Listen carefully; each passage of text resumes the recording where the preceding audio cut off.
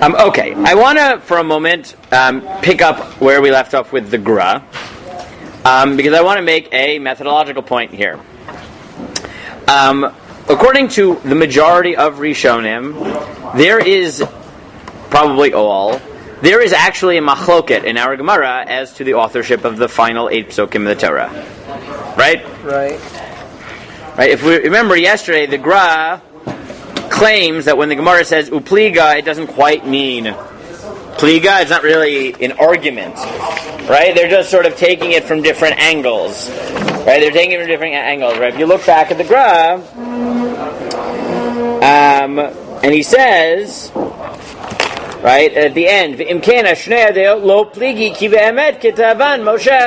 right? These positions aren't really arguing because really, Moshe wrote them. And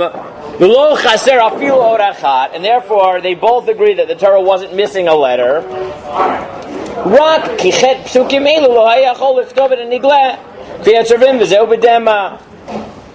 It's just that it couldn't be written in the revealed manner, so it was written.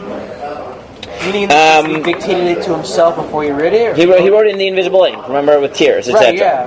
Now, I want to pick up on that for a moment, because what drives the Gra to do that?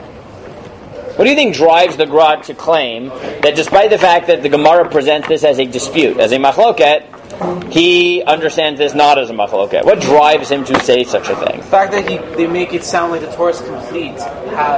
But the Gemara presents it as a machloket. Why does it bother him to say there's a machloket? And he reinterprets pliga, right? And they are arguing to say they're not really arguing. They both agree that Moshe wrote it in some sense, right? Why does he do that? It's a really hard read, because remember, the Gemara presents this as a machloket with potential halachic implications. It's quite hard to read this as a non-machloket. Why would you do that? The argument is that Moshe did it in some way. No, why does the Gra argue that there is no machloket? That they both agree that Moshe sort of wrote it. Right? Why does he do that? The Gemara presents it in machloket. Why does he not want to believe that there was even a dispute about this? Because Daniel. Yeah, I'm going to guess that that's true, right? To put it even, yeah, right? Because Moshe gave the Torah, and one of these visions seems to think not that way. To broaden that a little bit, there is a passage in the Michtav Miliyahu by Ray Dessler, which I don't agree with, but I'm going to put it out there to explain why I don't agree with it. He writes as follows. He's commenting on a different Agadah and Brachot, and he says, "V'hinei be'emet lo shayach machloket ela b'dvar halacha." In truth, there can only be real disputes about halacha. Uvazerak b'nogeh l'maaseh, and even within halacha, it's not about like fundamentals, like is there a mitzvah of tefillin or not, but like on details, on how do you practice this. Eich la'asot. Aval be'etzim tochan ha'inyan lo shayach machloket. But there cannot be disputes about the fundamentals of things, nor can there ever be a machloket on Agadah. Now, what drives him to say that? Because I think it's the same that drives the Gra here, and then let's figure out the opposite of it for a moment, right? What drives Rav Dessler to say that? Why does Rav Dessler want to believe that there's no such thing as a machloket in Agadah, and no real machloket about fundamentals in halacha? Darius. One story. We can't be operating on different premises. Yeah, right? Meaning halacha, to say there's machloket in halacha, like we both agree there's tefillin, but we have Rashi Rabbeinu Tam. Fine, how do you put the parshiot? That doesn't shake your emunah, because we both basically follow the same Judaism, right? We believe the same basic things. We believe in the same basic mitzvot. But whatever, I think you do it a little bit this way. What's the worst that'll happen? Right, after 120, you'll go to Shemayim, and God will say, you know what, you put on tefillin, but you missed a detail, so okay, maybe you didn't fulfill the mitzvah, but we were following the same Judaism. You made some mistakes along the way, but big deal, right? But what's the problem with saying that what does Agadah reflect? Agadah reflects stories, in some cases, fundamentals of faith, right? Like this one. Did Moshe write the whole Torah or not? Right? What hangs on that? If you say there's a machloket, really, really a machloket, what does that mean? That there are halachic implications? No. What does it mean there's a real machloket? Like, what is that? There's a problem with Moshe didn't finish the Torah. More than that. It means that, right? Let's take something radical, right? It's not necessarily from meaning what it, right? It would be like saying this, right? There are positions, very, very, very, very not mainstream positions, but there are in fact several positions within Jewish thought that believe that there is no free will. Okay? What hangs on the existence of that machloket? Like what happens? Yeah, everything, right? Literally everything, right? What is the value of what I do in my life, right? To say there's a machloket about that is not to say, like, yeah, we basically follow the same Judaism, but like, okay, you put on tefillin a little bit differently, right? You wait 3 hours, and I wait 6 hours, and I wait 1 hour after, like, milk and meat, like, big deal, right? To say there is a machloket about whether there's free will is to say that there are two traditions within Judaism that view Judaism in totally different ways, and that after 120 you might die, go up to Shamayim and find out that what you thought Judaism was, it was not. Right? That is a scary thought. Right? When Rav Dessler says there cannot be machloket in Agadata, right? In like fundamentals of faith, or about fundamentals of mitzvot, only on like details of halacha, what drives him to say that? Right? Is he cannot swallow the possibility that there is a machloket, which the outcome of it will mean that you are keeping two different Judaisms. Right? Like that isn't possible for him. Right? Okay?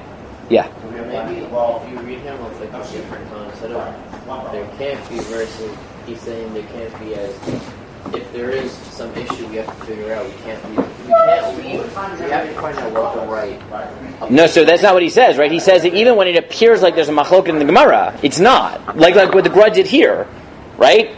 It looks like a machloket, but it's not true. Not like we have to resolve it so that we will follow the same Judaism. Like there was never a machloket, right? Because he can't swallow the possibility that name your Tana, name your Amora, that they followed a different Judaism. Not like a different detail, but like a different religion, right? Or, I don't know if that's maybe a bit strong, but almost, right? But, and the Gra, at least in this instance, seems to be going that direction, right? There can't really be a machloket. Everyone has to agree that the Torah was given by Moshe, right? Like that, no one really disagrees with that, right? That's what the Gra is saying, right? No one really disagrees. Okay, how do you view the fact that it was written in disappearing ink? Fine, a technicality, but like there can't really be a machloket, really, about whether Moshe wrote the whole Torah or not, right? Like either he did or he didn't, right? You can't, right? The Torah is either all from Moshe or it's not, right? He can't buy that. But here's now the contrast, right? And every so often I'll throw these things in and realize the weight of this, right? The fact that none of the Rishonim said that means that they were okay with that, right? They were okay with the possibility that there's a machloket about like who wrote the Torah. Not all of it, admittedly, right? But like they were okay with the possibility that there were two traditions within Chazal about who wrote the end of the Torah, right? They didn't shy away from that. Maybe because it doesn't really matter. Those last 8 lines are not giving you the halacha. It's just kind of like a little recap of how Moshe died. Good, right? So you'll say, well, maybe they're okay because it's just these 8, and that's what I want you to hold in mind for probably maybe tomorrow, maybe 2 days, depending on how fast we go today, where you realize it could be, right? Or it could not be, because you will see that, as I mentioned, Ibn Ezra will take this just a little bit more, right? But there are Rishonim, Rabbi Dachas and others, who 8 Pesukim are only the beginning of your problems, right? They are comfortable with a very different view of the Torah, in which large swaths of the Torah, right, are larger swaths of the Torah are not written by Moshe, and pieces of the Torah were cut out and put other places in Tanakh, right? They're okay with that, right? We'll get to it, right? But I just want to point out now, right, that the fact that most of the Rishonim don't go the direction of the Gra, where they basically get rid of the machloket, but they recognize the machloket, means that they are okay with the possibility of machloket about things that matter. right? That's what I want to point out. How much? Right? At some point, there can't be machlokes about everything, right? There can't be machlokes about is there God or not, was there Matan Torah or not, right? There are certain things that, yesh gvul. But there is a possibility that there is a machlokes about things that really, really matter. Okay? Now that is a scary thought. I just want to put that out, right? That is something that, if you really think about it, should make you a bit uncomfortable, right? It might also be comforting, right? But it should also make you a bit uncomfortable, right? Because, people like sort of papering over differences. We all basically follow the same religion, do the same thing, right? Right? We're all Jews. The differences are only superficial, which is true a lot of the time, but it's not always true, right? There are, in fact, very different views of the world within the Jewish tradition that if you follow one or the other, the way you live your life and what you think your life is supposed to look like will be very, very different, right? And both of those may find sources in the tradition. It's not like I can come down firmly on one side or the other. Okay. Now let's get back to our sugya. So now the non-controversial part of our sugya, right? The less radical part of our sugya. I mean, controversial in the sense there is a controversy about it, but not like one that keeps you up at night in the same way, right? Okay. So again, the Gemara originally hung the halachic implications of our Gemara on the question of authorship and then rejected it and said, in the end of the day, the halachic implications of Yachid Korei Otam is independent of the authorship question because everyone agrees the last 8 Pesukim are different. Is that a fair summary of where we are in the sugya? Good. Now to the halachic claim. What the heck does Yachid Korei Otam mean? Right? The 8 Pesukim are different and therefore Yachid Korei Otam. What does that mean? And in each position, right, try to justify it conceptually, right? Okay, good. So let's start. Someone throw out a position and put a name to it. We'll go in that order. Yeah, Darius. One person has to read it start to finish without breaking. Good. Who thinks that? Name me. Okay, good. So let's read. You want to take the Rashi and read it?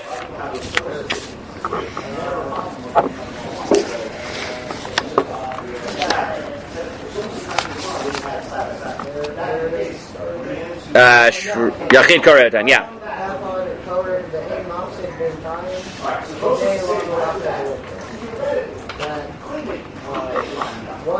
One person reads and doesn't stop in between for somebody else to get it.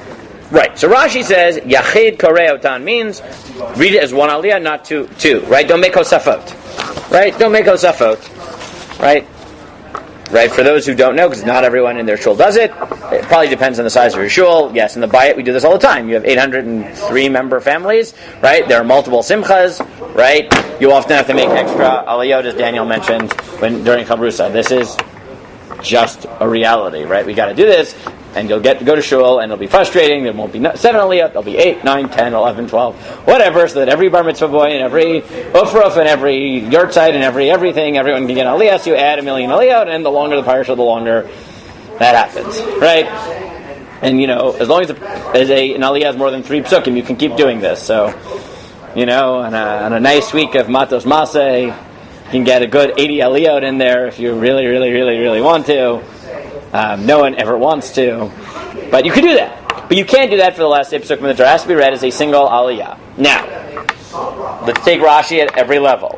Linguistically, how does Rashi read the word Yachid? Right? What does he think? How does he read that phrase? The word Yachid means right, Adam Echad, meaning right. He reads Yachid means an individual, and he reads that to mean a single person. Korei Otam, meaning to the exclusion of more than one person reading it. Okay, that's just grammatically how he got to that position. Yachid Korei Otam, only one person reads it. Why? Right? Justify it now conceptually. What does Rashi think is going on? Why?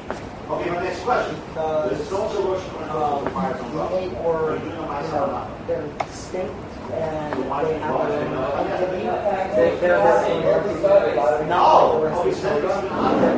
Be careful. Be very careful.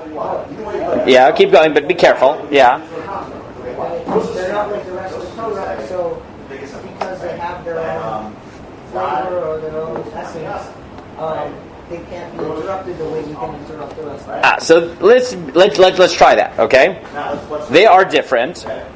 And therefore, well, since you know some of the other sheets in the Rishonim, if the 8 Pesukim are different, so you might want to distinguish them from what? The rest of the Torah. Does Rashi say that? No. Right? He doesn't want them to be split up from each other. Right? He doesn't weigh in on whether they can be split up, right? Whether they can be read with the rest of the Torah or not. Right? He just thinks you can't break them up. Right? That's different.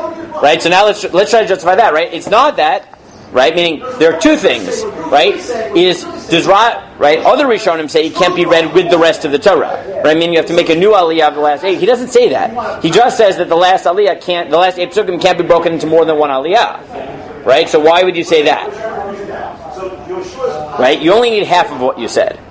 Right? It's right, meaning the fact that they are distinct from the rest of the Torah, so I could say fine. So don't read it with the rest of the Torah, but that doesn't mean they have to be read together. Right? I could take the last 8 Pesukim and make 2 aliyot as long as sever the rest of the Torah. But that's not what Rashi says. That they have to be read together. So what do you have to say to justify that?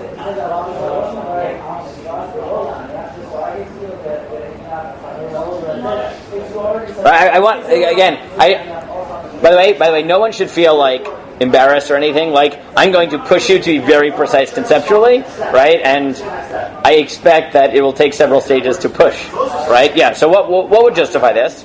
Let's think it out together, right? What justifies Rashi? Right? What is Rashi really saying? He's not saying it's just about the distinction of the rest of the Torah, because that would tell us that it should be read separately from the rest of the Torah, but maybe in 2 units. Meaning, right? It's the uniqueness. Let's try it again. Right? The uniqueness. It's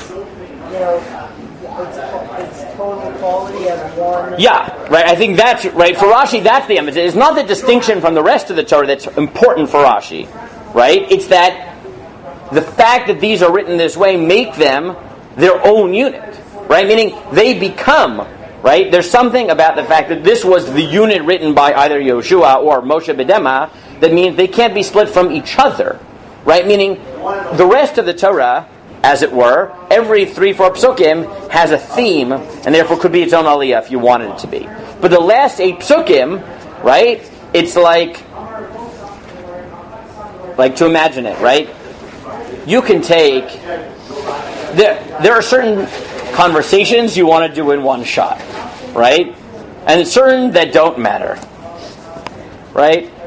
Like, I don't know, let's think of a good example, right? If we're just like planning, I don't know, something practical, right? We're like dividing up chores in the apartments, right? So like, it's not the biggest deal, right? If like you get an interruption in the middle of the conversation, right? We're talking about it. You're gonna, you'll help with the sweeping, you'll clean up the thing, and if someone calls you in the middle, right? You'll be like, okay, just give me a second. I just need to answer the phone call, and like, what hangs on that? I don't know, like.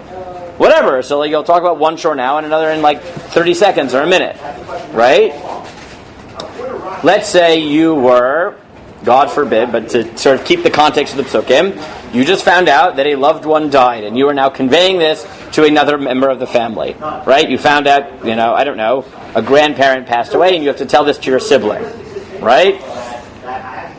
And you're in the middle of saying this, and your phone rings.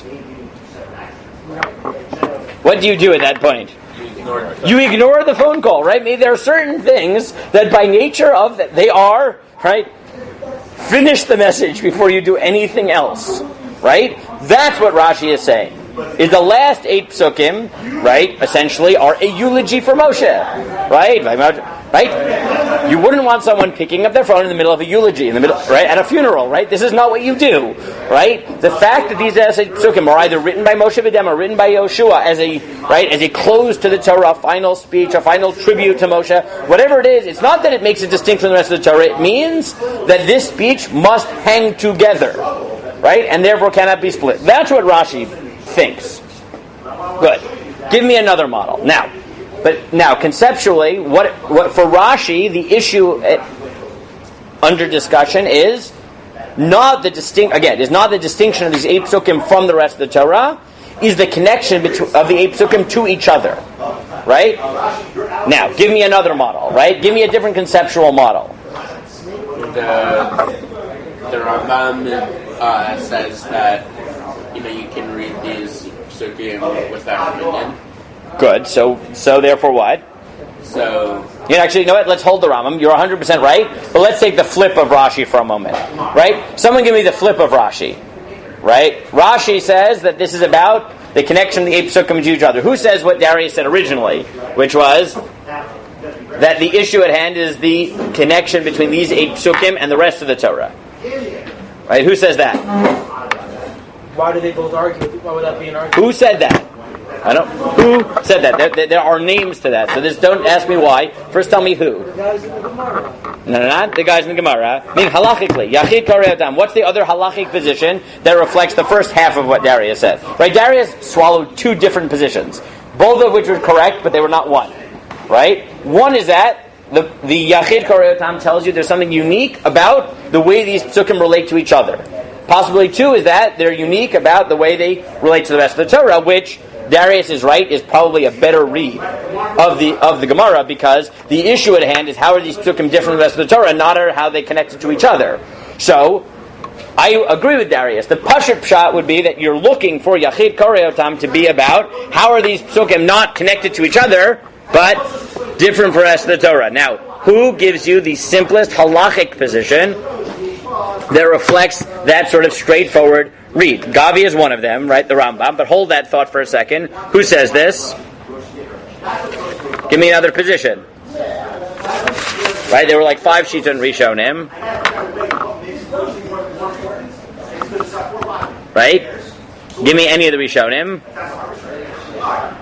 The Shita Mekubetzet. Right? The Shita Mekubetzet, remember, has 2 possibilities. One is Rashi, that once you have these 8 Pesukim, you can't divide them in 2, but what's the other one? This is on page 2, right? Ole echad korei Pesukim elu bifnei atzmo. They have to be read by themselves. Kidei she'en yikar shlo katavan Moshe el Yoshua. To make it clear that they were not written by Moshe.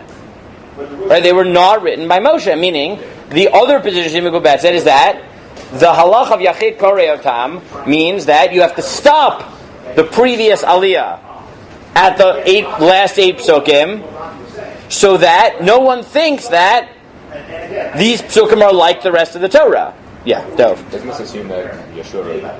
Well, this is presumably in that Havamina. The Maskana is that, no, Moshe wrote it, but it's still different than the rest of the Torah, because Moshe Katvan V'Dava. So either that Yoshua wrote it, or that Moshe wrote it B'Dava. But yes, in the Havamina, this hangs on Yoshua. The Maskana, it doesn't. It hangs on their being different. Right? But those are 2 different positions, right? The Shidduch Mekubetzet is telling you. One way of understanding Yachid Karei Otam is, it's about the connection of the Pesukim to each other. The other is, the issue at hand is, their difference from the rest of the Torah. Right? The way he manifests it is that you don't read the last 8 Pesukim as part of a longer aliyah that includes some Pesukim that are written either by Moshe, not B'Dema, or by Moshe B'chlal, with those that are written by Moshe, B'Dema, or Yehoshua. By the way, is that our minhag? That interpretation? Anyone remember how we lane? Yeah, thank you. We don't stop it. We don't start the Aliyah at Vayamat Sham Moshe, right? That's not where we start the Aliyah, right? We start prior. Yeah, we start before, right? We start before. What? No, thank you. Right, guys. This is, come on, Simchas Torah. You hear this laning over and over and over and over again. You should know that we don't start in Aliyah at Vayamat Sham Moshe Isha, right? Isha Elohim. We start before. We start before. No, no, we don't break them up. Correct. We don't break them up, but we don't read them separate. Yes. Come on, you guys don't remember like the Valkari getting up there and saying Mona, like Chassan Torah? It's only been a year. I can barely hear anything. What? I can barely hear anything in Shul with all the things going on. Wonderful. With all the Ulashir Amars being said over and over and over and over and over. I guess that. Anyway, it's good. There's like 5 different lanings going on in Gavi. every corner. Gavi has the Rambam. So let's go to the Rambam for a moment.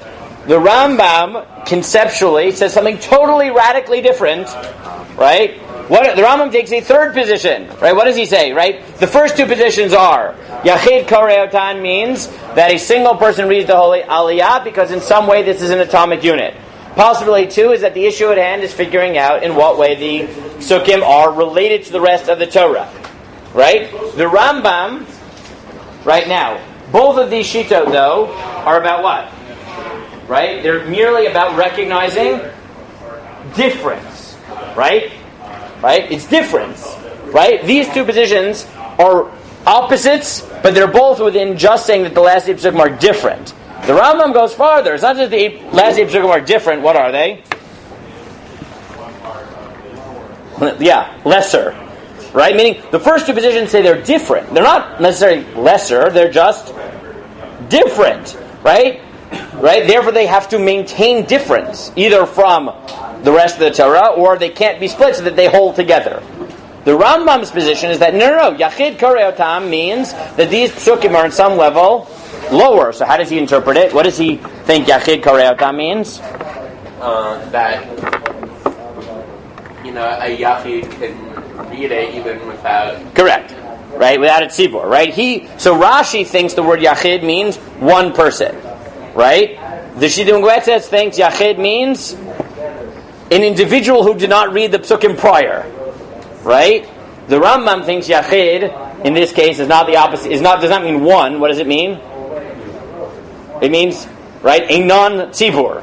Right? A private person rather than a community. Right? So the Rambam says, right, the rest of the Torah must be read by a minyan, and this one does not have to be read by a minyan.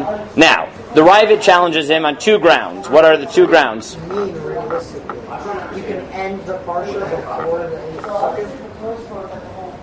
Pesukim. Meaning, no, it has to be read, but it doesn't need a minyan. So one guy can walk out. Oh, good. So Darius asks what the Ravid asks. Right? The Ravid asks two questions. Right? What are the Ravid's two questions? Gavi. Why? First of all, why is there a lesson? Good. Why? Well, which one did you say? I think you said the second one. Okay. Right? One is why. Why is that okay? And the other is what happened to the minyan? Right? Practically. Really? Right? Now, as I was said to several people in Chavrusa, that is a really, no offense to the Ravid, that is a terrible, the Ravid is much frummer than our shuls. Okay? The Ravid could not understand how you had 10 people there for the beginning of laning, and by the time you got to the end of the Torah, there was not a minyan. Okay? Anybody ever been in shul on Simchas Torah where they're doing the reading over and over and over again? And can any of you explain to me practically, how while there's a kiddush in the other room for the people who've already had their aliyah, right, how it might be that 10 people might not be left by the time you get to the Torah, right? You can all imagine for yourself, right? We've all been there. Yes. We did a huge before. Seriously, have you never been? I think every minyan I've ever gone to on Simchas Torah, they announce, please, even after you've gotten your aliyah, stay so that we have a minyan around the table so that we can continue our aliyah. Right? Does this not happen in every shul? Maybe it's because I only grew up in big shuls, right? Okay, so in a small shul they don't have to say this. In a big shul, everyone's like, oh yeah, they'll do it. Right? Someone else will be there. I can go eat. Right? So what we can derive from this is the Ravid was very frum, and everybody in his shul was really frum. Right? Good for the Ravid. By the way, I will. So the truth is that the Ravid, it's probably true. What I just said is probably not even facetious. It's probably true. Where did the Ravid live? Where's the Ravid from? Europe. France. Where in France? Wait, was he from France? Where in France? He's from southern France, an area which is really distinct from the rest of France, known as Provence. But he's from a very specific city. So the two major cities in Provence, in southern France, were Narbonne and Lunel, which mean they mean the sun and the moon. Actually, right? I was thinking. Right? Sun and moon. Right? That's why all Provençal Rishonim, their nicknames have to do with light. Like the Meiri, right? The Baal HaMaor, right? And the Baal HaMaor's name is, by the way, what? His first name is Zerachia, right? Which just means Zerach, yes, the shining, right? The shining of God, right? Everybody there likes light. The Baal HaMaorot, all their names, all their books are about names. The exception is the Ravid. The Ravid lives in a different city. He lives in, like all the major Rishonim in Provence, live in either Narbonne or Lunel, and some of them live on the mountain in Montpellier, right? But he lives in none of those, and he lives in Posquiers. He lives in Posquiers. Why does the Ravid live where nobody else lives? He doesn't need a minion to No. Because he's rich. Because he is rich. That's why. The Ravid is rich. Right? The Ravid is so rich, in fact, that he has a huge estate and he just brings people to live on his big estate in Pasquier, so he doesn't need to live near anybody else. He brings people to live there. So, for all I know, he brought a very frum minion, and that's the only people who are allowed to live on his estate, right, and learn Torah with him, right? That's probably why his shul was so frum. That's just my guess. But yes, that's why he lives in Pasquiers. He's rich. That's often the answer to a lot of these questions. Why does someone live on some estate where no one else lives? Because he's rich. Okay? Fine. Was it a city or something? I know it is a city, but his estate was not where the rest of the Jewish community was. But he had people living there on his estate, apparently. I don't know the exact details, but yes, he's apparently rich and lives away from everybody else. Rabbis back then So, were only as big as their wallets. What? Rabbis back then were only as big as their wallets. No. No. That's not true. I mean, Ravid is... Anyways, fine. So, the practical question of the Ravid really doesn't bother me. Like, where did the minion go? I don't know. They went to Kiddush Club. I don't know. Okay, but they're not there. But let's justify now the Rambam's position. What does the Rambam think? When did he live? The Ravid? He is, exact years, I don't know, he is the 11th century. Right? No, he's 12th century, right? The Rambam is 1140 to 1205, 1204, 1205. The Ravid is slightly before. Right? Like the Ravid overlaps the Rambam, is a little bit older. So, he sees the Rambam towards the end of his life. So he's somewhere, you could look it up, I'm sure, on Wikipedia, but somewhere in the 12th century in southern France. Okay, who's his arch nemesis, by the way? Yeah. Not really the Rambam. The Rambam is he comments on the Rambam. The person he really hates is Reb Mizrachi Halevi, the Baal Mor. Right? That's who he really, really doesn't like. What? Why? As the legend goes, they both wanted to marry the same girl, and the Ravid won. And for the rest of their life, they hated each other. They both wanted to marry the daughter of the Baal HaEshkol, who was the other Ravid, right? Rav Avram Beit Din, Baal HaEshkol, and that's why Rav Lichtenstein once said that most rabbis, it sounds like their machloket is not personal, but when you read the Ravid and the Baal Mor, it does not feel that way, which is true, right? You read the Ravid doesn't say about the Baal Mor you're wrong. He says things like, to quote, right? What he wrote is a basket full of lies, right? Things like that, right? He's not nice to the Baal Mor. Okay, people are complex. What do you want from my life, right? I don't know. Look, have an ongoing machloket about a girl. See how civil you stay. I don't know, right? No, I don't know. Okay, I don't know. I don't know what to tell you, right? I could be getting my facts wrong, but I believe that is. Anyways, the truth, the fact remains that when you read it, their language to each other is very, very, very harsh. Okay, fine. Justify the Rambam's position for me now. Justify the Rambam. So yeah, and therefore you don't need a minion. And remember, at the end of the day, the Gemara says Moshe did write it, so you don't need a minion, or might have wrote it. Whatever Moshe wrote is from Hashem, whereas Yeshua is best case scenario tracing on Moshe. Okay, so but why does that mean no minion?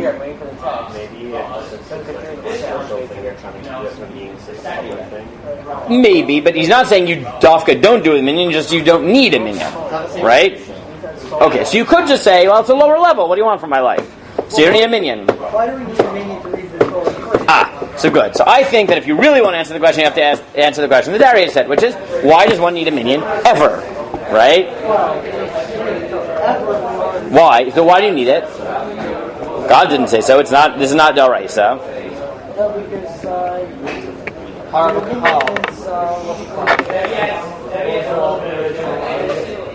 Because we know 10 is right? Why, I don't know why we know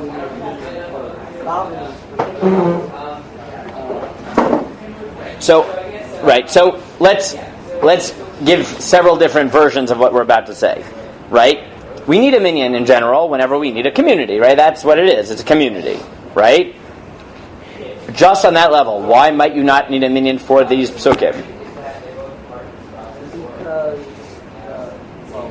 Because you wouldn't need a community for them. You do have a mitzvah to read them. You just don't need a minyan. Wait, we're saying why? Why? Think about it. Think. Torah. So why? But why? Not. Yes, I know the Gemara says it. Why? On the contrary, because it's a funeral. It's like a funeral. Well, we do read them in shul though, but we don't need a minyan. You can have a minyan, but we don't need one. Why? You do. Right, all that you do, right? I mean, the Rambam is saying quite something striking, right? You have an aliyah, but without a minyan. Why? Maybe. So maybe just mean without attention. Meaning. So I would push a little bit, right? Soloveitchik develops an idea which I think will be helpful, right? That Kriyat Torah is meant to mimic Matan Torah, right? So we read the Torah, right? It's an experience of Matan Torah, right? Now, most of the Torah was taught communally, except for the last 8 Pesukim, which were either written by Moshe in private crying, or written by Yoshua. But either way, what were they not done? Right? What was not done? Moshe didn't teach them publicly, right? Ben kach u ben kach. So I would suggest maybe that the Rambam's getting at is that if we need a minyan because this is mimicking how the Torah was originally given in the communal context, the last 8 Pesukim, to mimic them, you don't need that. They were written quietly, in silence, either with a crying Moshe or with Yoshua, sort of like filling out the Torah during Yimei Evil Moshe, right? So I wonder whether that's what the Rambam's getting at, right? Is that the reason you don't need a minyan is because Kriyas Torah is always mimicking the way in which the Torah was given originally, and these 8 Pesukim, however you understand it, were given differently. Okay, that's 3 positions, right? As a single aliyah, set off from the rest of the Torah, or without a minyan, right? Rambam, Rashi, Shidduch Mubetzet. Yeah, Darius. So doesn't that kind of if you say it's about teaching it communally the way the Torah was originally given, wouldn't that also mean that Pesukim don't need to be read communally because those are written down for future generations? Good. How many examples do we have of actual obligations to read Ksubim? And that's it. Right? That's it, right? Esther, correct. The rest of them are not, right? The rest of them are later minhagim, right? But there's no obligation to hear the rest of them the way there is with Esther. And by the way, what does the Gemara call the reading of Megillat Esther and Megillat Dav Gimel? Bittul Torah. Yes, right? The Gemara says, in what context? The Gemara says mivatlin Torah, right? That if someone is learning Torah, he can stop learning Torah to read Esther. Now, what does that tell you? It's not Torah, meaning it's not Torah, right? It is what it is, right? Ksuvim, it's valuable, but clearly the point is that Kriyas Ksuvim is a different category. It's not the same as Kriyas Torah, right? And the Haftorah is the same, right? It's different than reading the Torah. It is also a public reading, but it is not the same as Kriyas Torah. It's a different experience, right? It's a different halacha. It's a different category. Okay. Now that's 3 positions. Now I don't want to read every Rishon that said every single position, right? The Mordechai quotes the no hefsek position. Give me a 4th position that comes up in Rishonim. The 2nd position, the Mordechai. What does Yachid Karei Otam mean?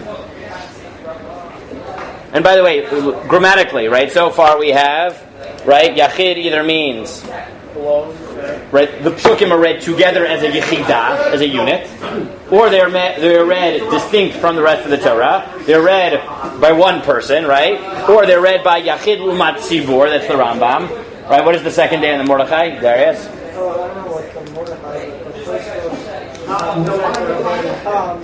where he says, he seems to suggest that you can't have somebody up there reading with you. Good. So he says Yachid means 1 versus 2, right? Not 1 versus 2 aliyot, not this as opposed to the rest of the Torah, not a yachid versus tzibor, but 1 versus 2, right? So he says, let's look at Tosfos. So he says, one second. Right. Harav Rabbeinu Mishulam Hayam Mifaresh Lemuute Shelo Yikra Shatz Imo. Right? Normally you have you can at least, if you want, have a Balkorei and an Oleh. Right? You didn't have to. You could always have someone read himself. Here you cannot. Right? You cannot. Only one person reads, not two. He says, "V'kasher l'Rabbeinu Tam. Dimei Chachamim lo haya regilut sheyisayeh shliach tzibor lakorei b'Torah." Right? He says he has a historical problem with this, which is, in the time of the Gemara, there was no Balkorei, and therefore the phrase cannot mean that. Right? And therefore he follows Rashi instead. Right? Ela keni kark Moshe peirash bekuntris. Lefugish lekruzach hazeh otam shmoneh pesukim kamo daled zeh v'daled zeh ohei zeh v'gimel zeh. And then he says this has nothing to do with having a balkorei. Why do we have a balkorei? What does he say? Shalom. Right, not to embarrass people. Right, to not to embarrass people. And then he gives other examples from the Gemara when we do things not to embarrass people. Okay. So, leaving for a moment, Rabbeinu Tam has a pretty good historical claim here, which is that can't mean what the Gemara means because there was no such thing as Balkorei. There's also another source. He quotes another Gemara that says you can't have two people in the Torah. Okay, good. But now why would Rabbeinu Meshulam, but now let's just try to understand Rabbeinu Meshulam for a minute. Why does Rabbeinu Meshulam think that these 8 Pesukim should be read by one person and not 2? Like at the same time. Those are the words. Good. Now conceptually, now justify it, right? Right? Linguistically, I know where you can get that from, but conceptually, why would you say that? I'm just guessing here, but why would you say that? Yeah. With the rest of the Torah, we say Hakadosh Baruch Hu, Omer, Umoshe, Omer, Vikotev, right? That God would dictate and then Moshe would repeat it back, but for the last sugin, when Moshe is writing the Dema, then he's not repeating the words back. Thank you. Right? I think Rabbeinu Meshulam is probably driven by another mimic svara, which is the rest of the Torah always had 2 people talking. Right? Or 2 talking. 2 talking. God and Moshe. Right? This one doesn't. Right? And therefore, again, it may be that for him, you can't have 2 people because that was the uniqueness of the last 8 Pesukim, is they were said only by God, and Moshe did not verbalize them, right? But there's another claim. There's one thing what he said that it was Moshe like wrote it down and Yeshua. Oh, for sure. Right, which would mean that there are 2 people inputting. Right, and if Yoshua, how do we know, right? Maybe Yoshua wrote it and God did say it to him. Right. We don't know. You're right. There are a lot of problems with Rabbeinu Meshulam, and right, that's why he's pretty much rejected. But I think what motivates him, even if in the end we don't agree because there's too many problems with it, is this idea that the rest of the Torah, the experience was God and Moshe saying it together. And this is not that. Right? Now that's 4. Right? There was one more. Right? One more. There are several more, but let's go with the 5th in the Rishonim. And Rabbeinu Tam rejects this for a series of reasons. Correct. Number 5. What's the 5th understanding of Yachid Karei Otam? Right, this one appears in the Mordechai. Did anyone get to it? So the second in the Mordechai, if you look up, this is on page 2, look at the hand. If you just want to look at that one line, right, what does he say? Vani shamati Yachid Tamid Chacham. Yachid doesn't mean one person, it doesn't mean one as opposed to a community, it doesn't mean by itself, it means Hamiyuchad, right? The one, not one, the one, right? Which is a Talmid Chacham should read it. Now, Lo kol harotzeh la'asot atzmo yachid v'haya me'ugan l'krot hagadol kodem ha'chad menu, etc. It says, because sometimes you find that in the Gemara the word yachid means the special person. What is the problem with this conceptually? Oh, that's a practical problem. I don't know. Someone who knows Kol HaTorah Kula Ba'al Peh and has analyzed it all. I don't know. Well, that person doesn't exist.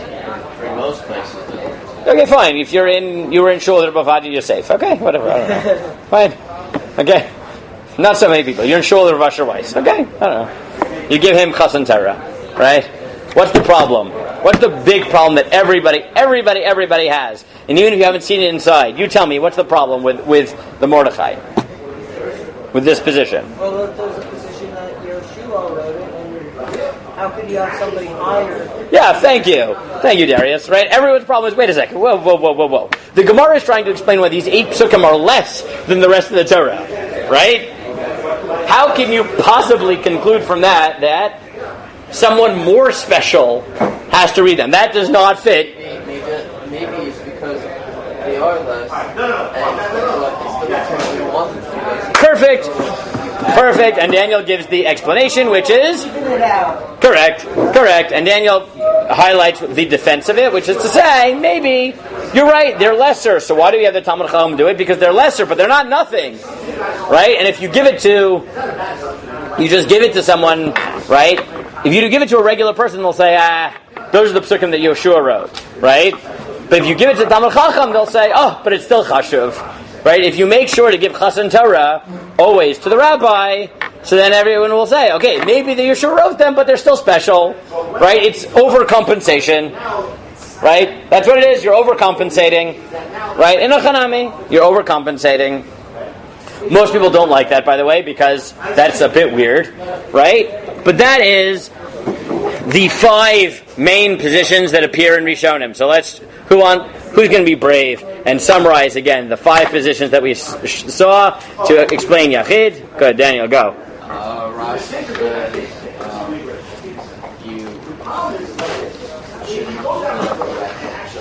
Good, and how do we justify that conceptually? I don't split up the Pesukim into 2 aliyot. Why?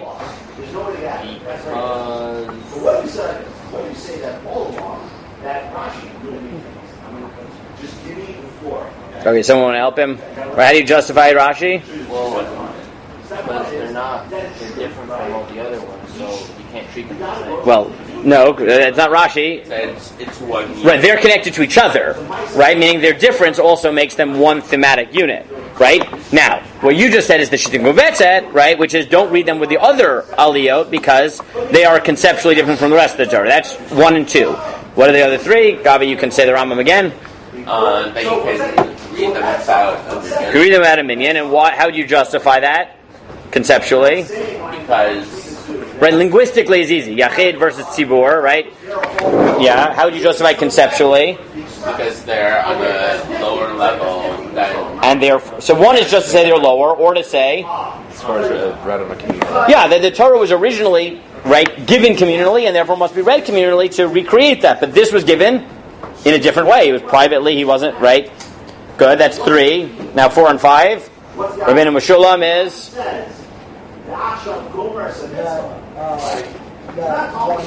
Right, only one person reads it, which has a host of problems with it, right? Which is that they didn't have a shliach, they didn't have a Baal Koreh in that time. But again, conceptually, you sort of understand that this one was only said by God, not by Moshe. There weren't two beings talking. And the 5th is the overcompensation svara, right? Which is Yachid, means the most chashuv person, right? The Talmud Chacham, which is a bit weird because the point is these 8 Pesukim are less.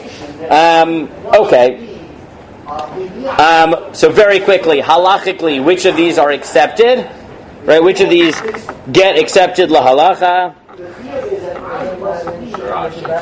So, right, the Shittim Guvetzet is correct, right? That Shulchan Aruch accepts the position that you do not split it into 2 units, right? Sorry, that's Rashi. Right, Rashi. You don't split it into 2 units. Now there is. I'll answer why Rashi in a second.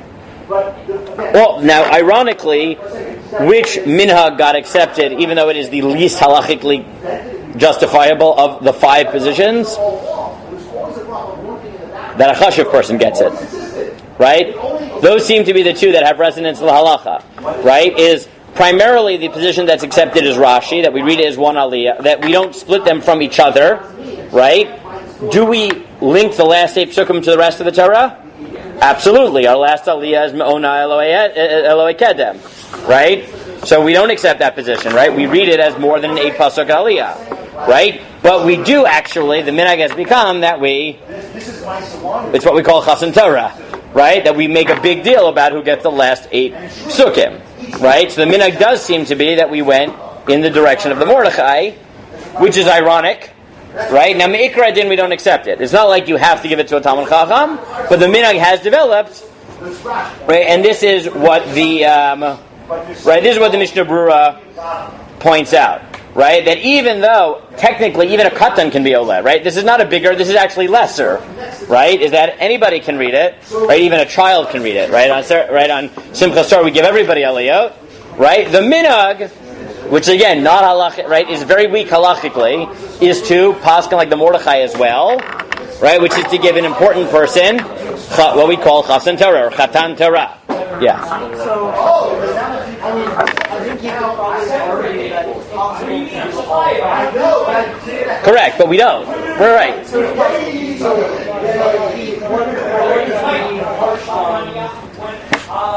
what story would the Mordechai tell about how the Pesukim were written?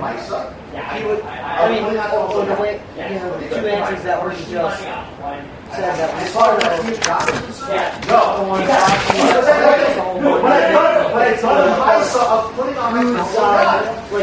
what's the story behind that? Again, it's for him. It just sounds like, look, in the end of the day, these are lesser, so we need to overcompensate, right? I mean, that's the only way I can justify it, right? Besides the Talmud Chacham, right? If we said it's lesser, then that would seem to be following more. Not necessarily, right? Because it could be that, right? That's the Gemara's conclusion, that even if you think Moshe wrote it, he wrote it differently, right? So it's still, yeah, exactly. And therefore, we didn't repeat it, right? That was what we talked about yesterday. Was it just the tears, or is it the fact that he didn't verbalize it, right? But either way, there's something lacking, right? It sounds like that they are. Right, that they are in some way connected to each other, right? You don't split up a eulogy or something like that, right? So why don't we possibly? I don't know, right? We just don't, right? Apparently, we don't think that they are so distinct that they cannot be read as part of a broader unit, right? Now that's right. That seems to be conceptually what hangs on this, is that we think, no, you can read Mona Eloi Kedem and keep reading it, right? Like it's not so different from the rest of the Torah that it can't. Right, it can't be part of the single aliyah. Right, we just don't think. Right, halachically, we don't accept that. Now, the Rambam is quoted by certain Pesukim. Now, again, Meikra Din, we don't really paskin like the Mordechai. The Chacham Tzvi notes this. Right, the Chacham Tzvi notes this. Again, if you get a chance to look at it, great. If not, don't worry about it. Right, there are some extra sources here for reading. The Chacham Tzvi was faced with the following question. Right, it was an interesting question, but he had someone in his community who converted out to Islam and then did tshuva and converted back in, and they wanted to give him chasan Torah. Right.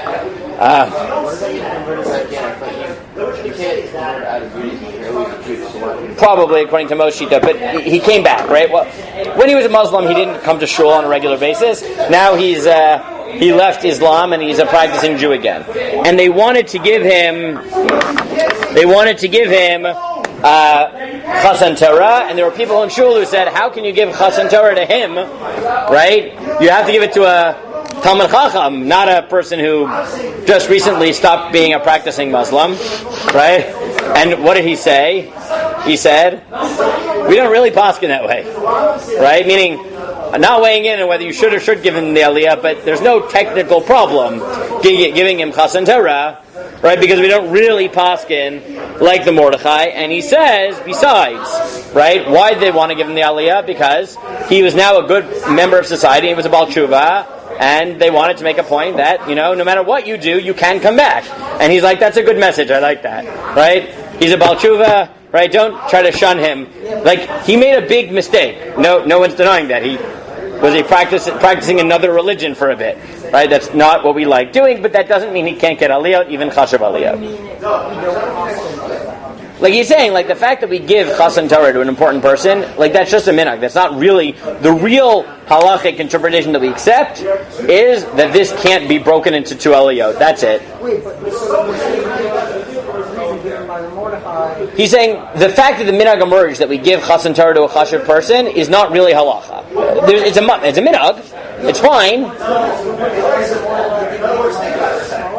Notice the Mordechai paskin that way. The Chacham Tzvi is not saying what the Mordechai paskin. He's saying which of these are accepted. Which of the 5 are accepted la halacha? So the one that's accepted la halacha is that you can't break it up into 2 aliyah, right? We don't accept the position la halacha that it can't be. It has to be read as a separate aliyah because we don't. No.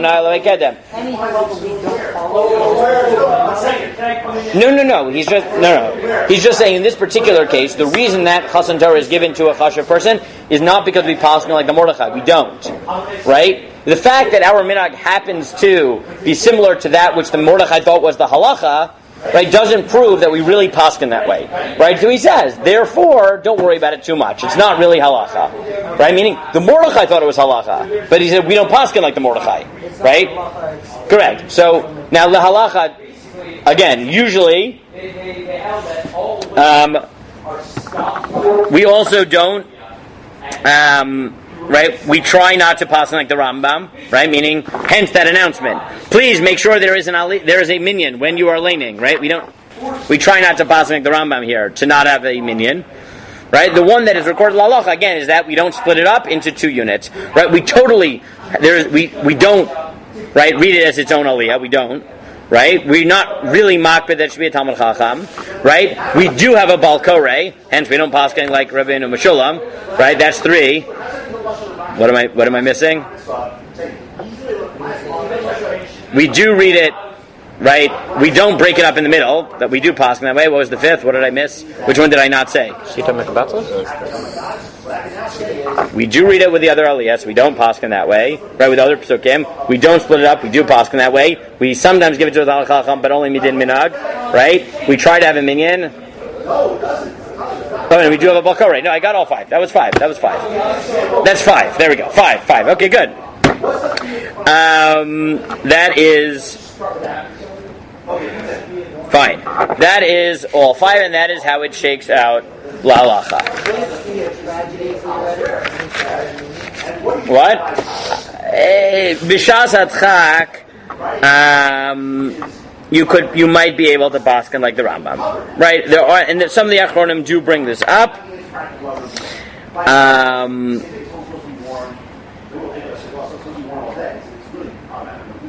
Oh, right. Sorry. Is there another way of justifying the Mordechai? Not that it's overcompensation. So here's a radical read. I don't like it, but if you look at page 7 in Hagyon Halacha, he suggests something. Again, I really don't like what I'm about to say, but for intellectual completeness, I will mention it. He actually says maybe the reason you have a Talmud Chacham doing it is not because it's a lower level, but because in a certain sense it's a higher level. How is it a higher level? So he says because the rest of the Torah was said by God and Moshe. These 8 Pesukim are only said by God. Yachid. Ha-Yachid. Right? And therefore, this person has to mimic only God and nobody else. And there's something unique about that. I don't buy it. I don't like it. But take your pick. That's how he understands the Abarbanel. Yeah. In that case, it would be like way holy. Because there are people guidance turning down. I mean, we compare this part of the Torah to them. So, wouldn't have the same level of status as this then? Maybe, but it's not quite Suvim. It's No, because it's not art through the prism of Moshe, but through the blurry, stained glass of so even though it's directly from none and the prophets it's singing aloud,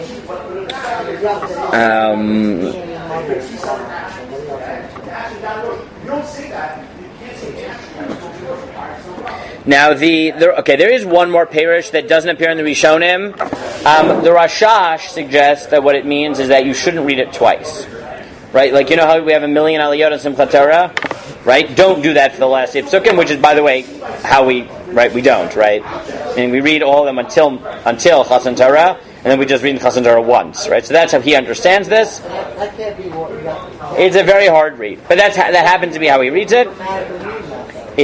Yes, I agree with you. It's a very hard read. Again, intellectual completeness, the Rashash does say this, that that's what it means.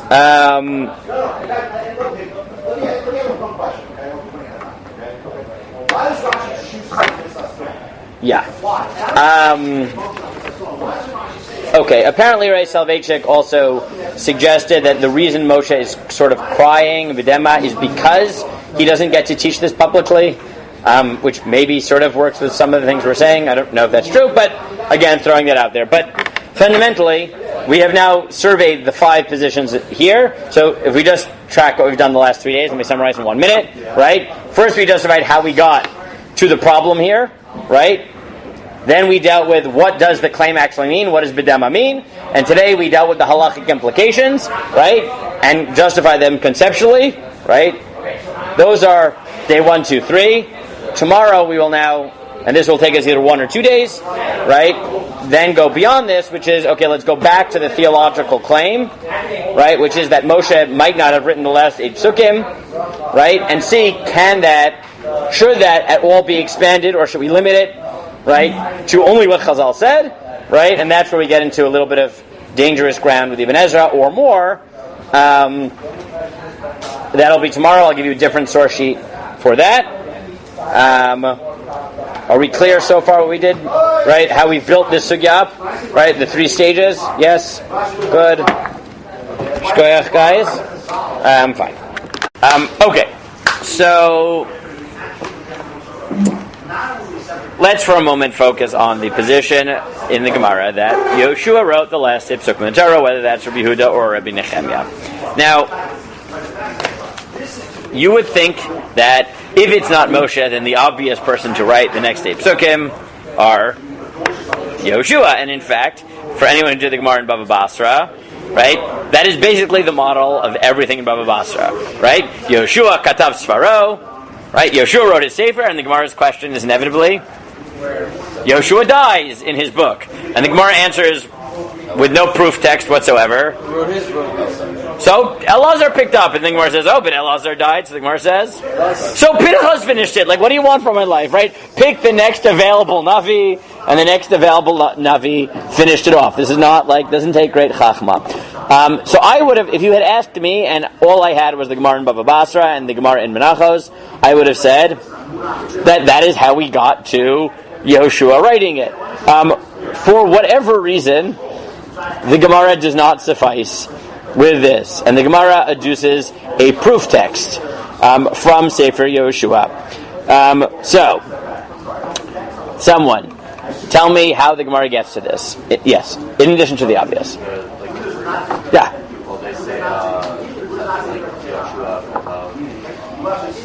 Good. So the Gemara in Makot picks up on a very bizarre phrase all the way at the end of Yehoshua.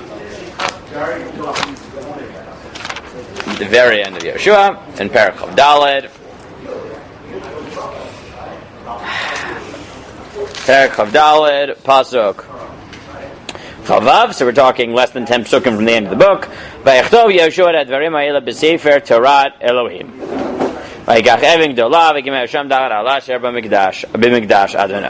Yoshua writes these things b'sefer Torah Elokim, right, in the book of the Torah of God. And the Gemara in Makos introduces a machlokas between Rabbi Yehuda and Rabbi Nehemiah. Now, I will point out this should be obvious. It is also not a major point, and probably none of you thought about this. The Gemara in Bava Basra and in Menachot said that who believes that Moshe wrote, that Yoshua wrote the last 8 Pesukim in the Torah? Either Rabbi Yehuda or Rabbi Nehemiah, right? Now the Gemara says that only one of those shitot holds that Moshe wrote the last 8 Pesukim in the Torah.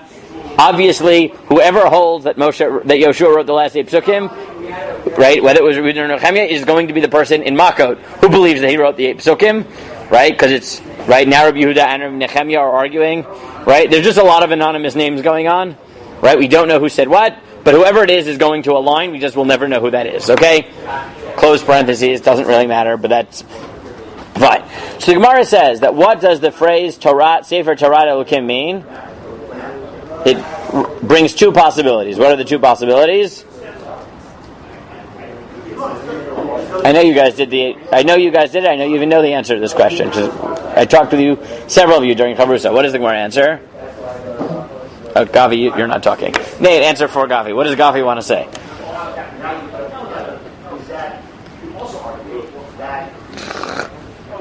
What are the two possibilities? What does the phrase Sefer Torah Elokim mean for the Gemara? Either the last day Pesukim or I don't remember. To the Pesukim of Ari Miklat, right? This is not like, I'm not trying to trick you. Okay, now, let's be careful. How do each of those interpretations understand the phrase Sefer Torah Elokim? So the easy one. According to the position that it's the last day Pesukim in the Torah, how do they understand the words B'Sefer Torah Elokim? In the Torah, thank you. In the Torah. That was easy, right? What we call colloquially the Torah. How does the position who thinks that it's the Pesukim of Ari Miklat, meaning Perek Chaf Aleph in Yehoshua? Daniel. Yeah. In his book, he recapitulated that which is found B'Sefer Torah Elokim, right? That which is in the Torah. It's not that he wrote in the Torah, it's that he wrote in his book that which is found in the Torah. Okay? Now, the problem that the Aruch LaNer already highlights is that pasuk, that pasuk means nothing like what the Gemara says it means, right? It means nothing, and nothing like what the Gemara says it means, and this actually, certain people, this bothers, right? There are people who just don't care about these other things. I do care about these types of things, right? What is the context of Perek Yehoshua? Good, right? He's making a new covenant. By the way, parenthetically, right? You know how Chazal say that in the time of Esther, in the time of the Megillah, the Jews re-accepted the Torah? Yes, we're aware of this midrash, this Gemara. Kimu v'kiblu hayudim, kimu mashu kiblu kvar. Right, they re-accepted the Torah in the time of the Megillah. Right, so that's a midrash, a very important midrash, right? Gemara actually, but it appears in multiple places. But al pi pshat, the Jews really do accept the Torah again in Yehoshua, right? They really do. That's right here in Perek Chav Daled, right? If you've never gotten this far, right? Perek Chav Daled. And therefore, what does it mean? Right? It seems to mean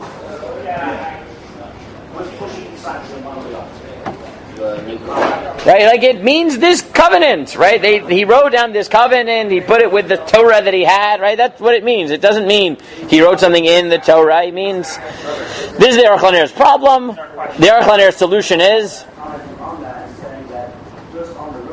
What is his solution? The Aruch LaNer. This was the second source, right? Aruch LaNer. Who is the Aruch LaNer? Sorry, I should give you the names. Who is the Aruch LaNer? His name is Rav Yaakov Ettlinger. He's from what century and what country? Good, very nice. Good. He's from Germany. What century? 19th, thank you. 19th century. He's 19th century Germany. His tshuva sefer is Tshuvat Binyan Sion.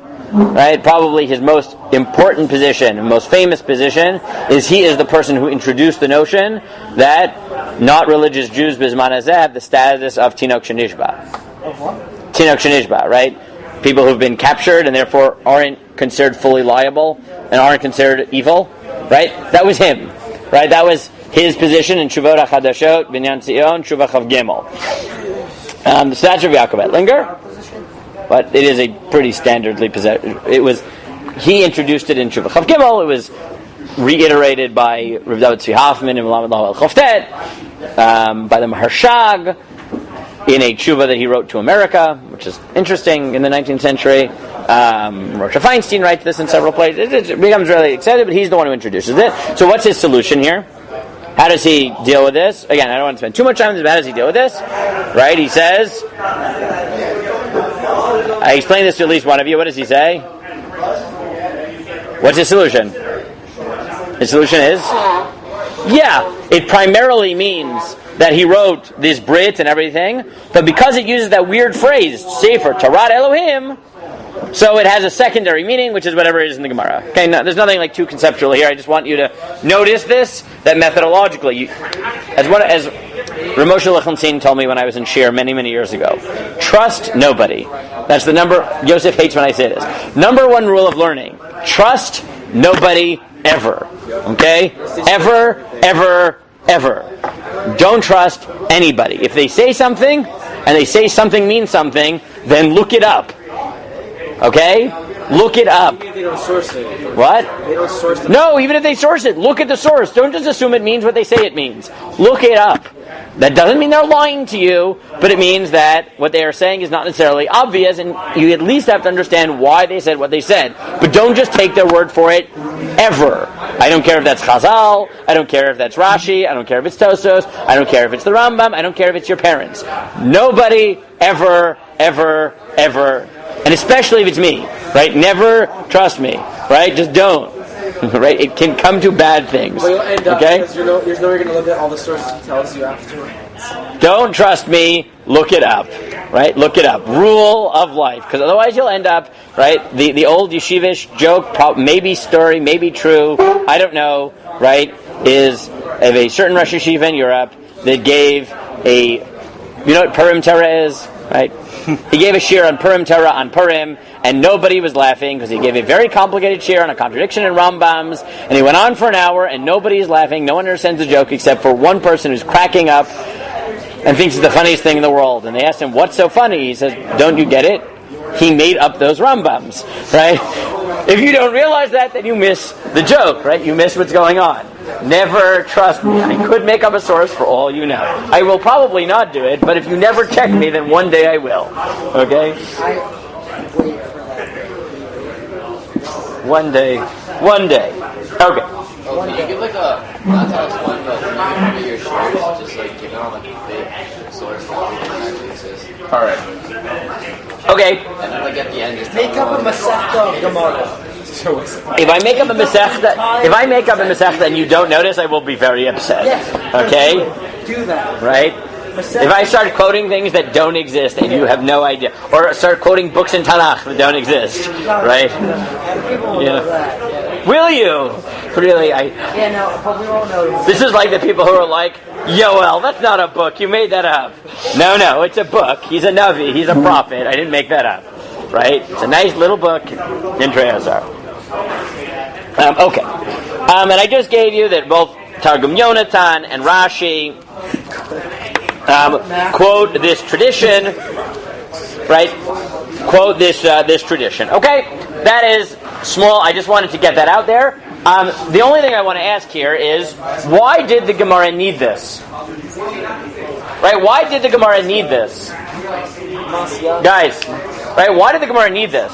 Right? Remember, in the Gemara in Bava Basra, every time you have Pesukim that are written by someone later, does the Gemara provide a proof text? No. It just finds the next available person, or Navi, or leader, or something. Why here does the Gemara feel compelled to provide a proof? Whether or not it's a lesser, or whether or not it's less,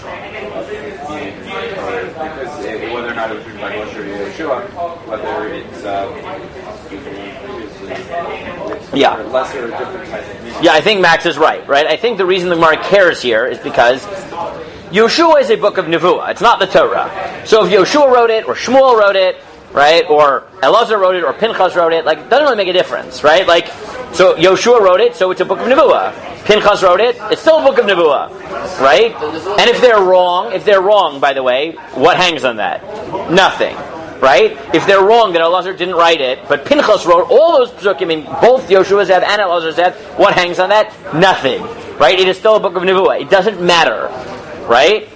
It does matter who wrote the Torah, right? It does matter which Navi wrote it. So they can't just assume, it's the next available Navi, right? I think part of the reason Chazal are looking for a pasuk is because it's the Torah we're talking about, right?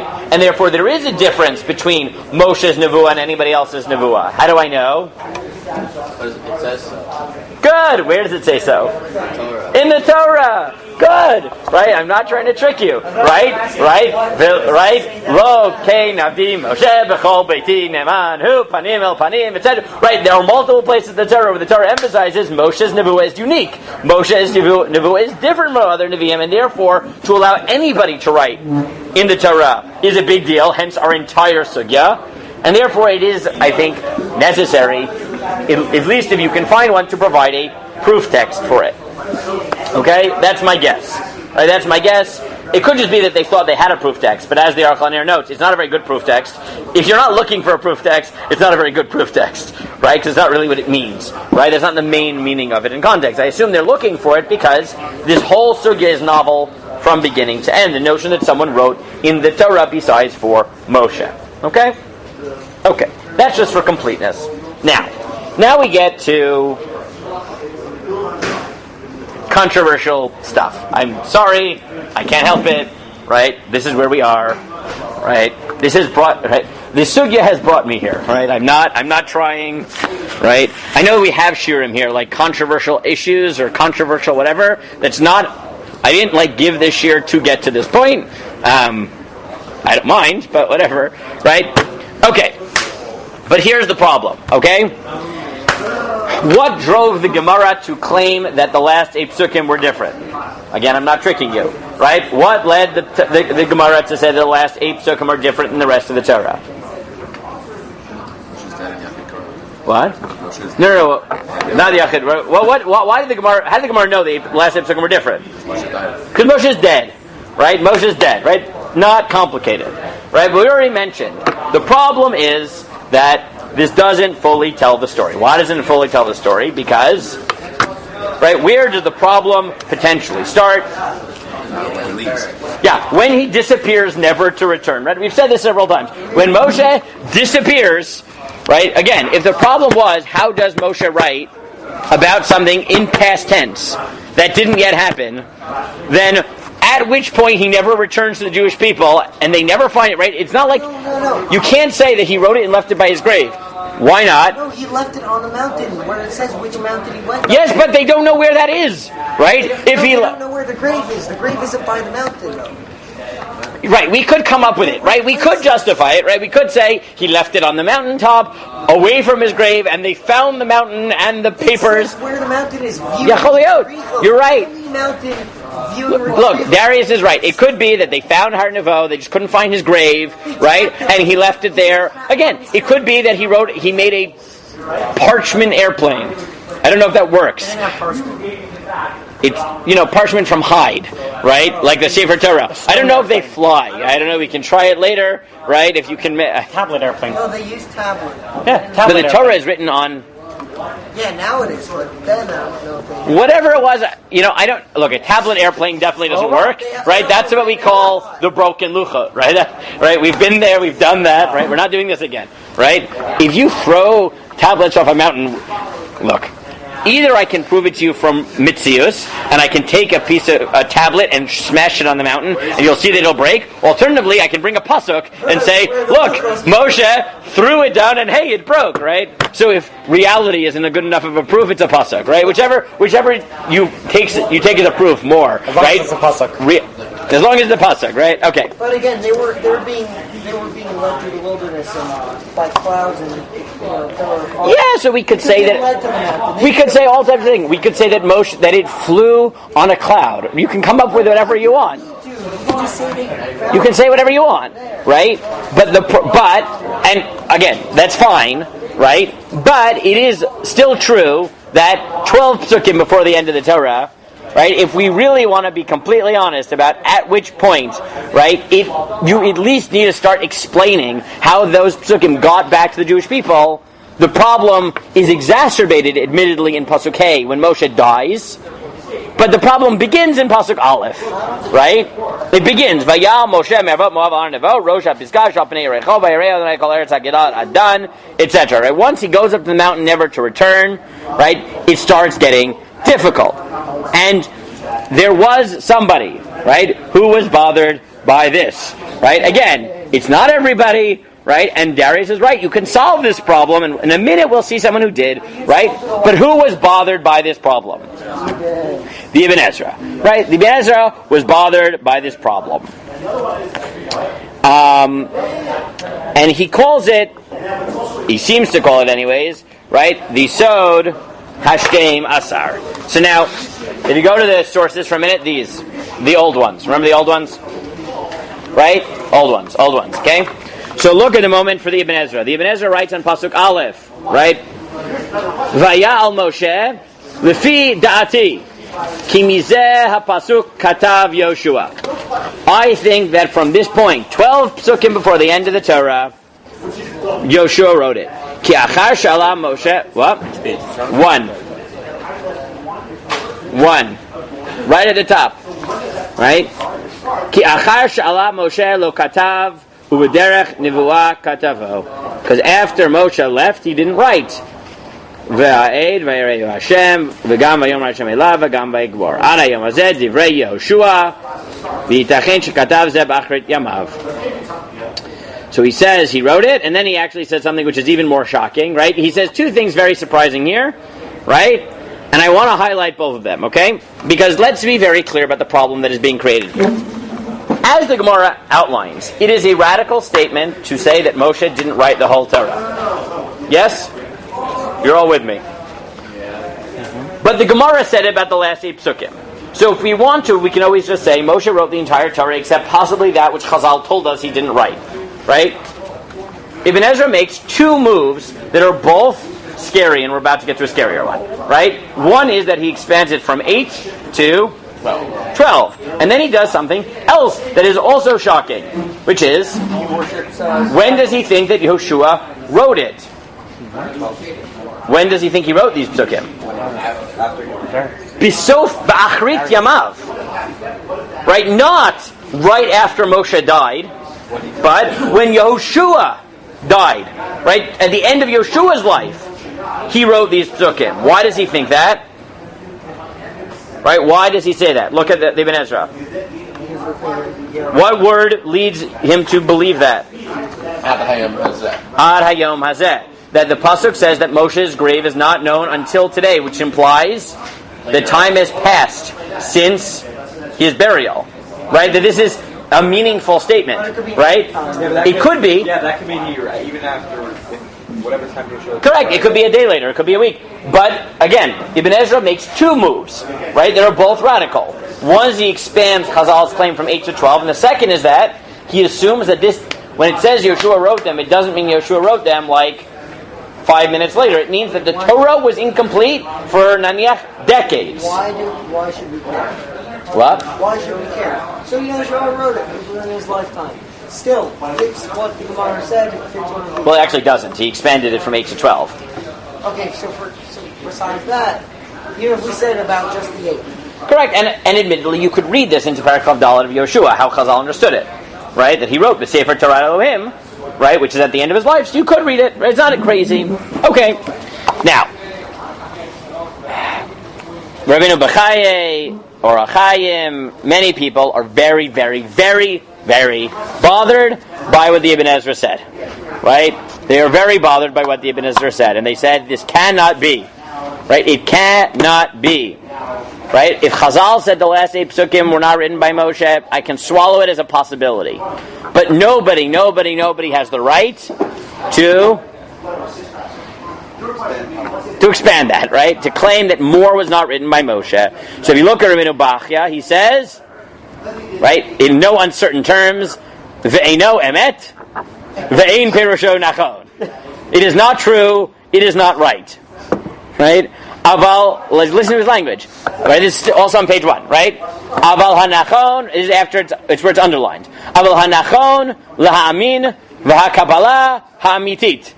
It is proper to believe. The proper Masorah is yesh lanu ki Moshe katav Torah kula.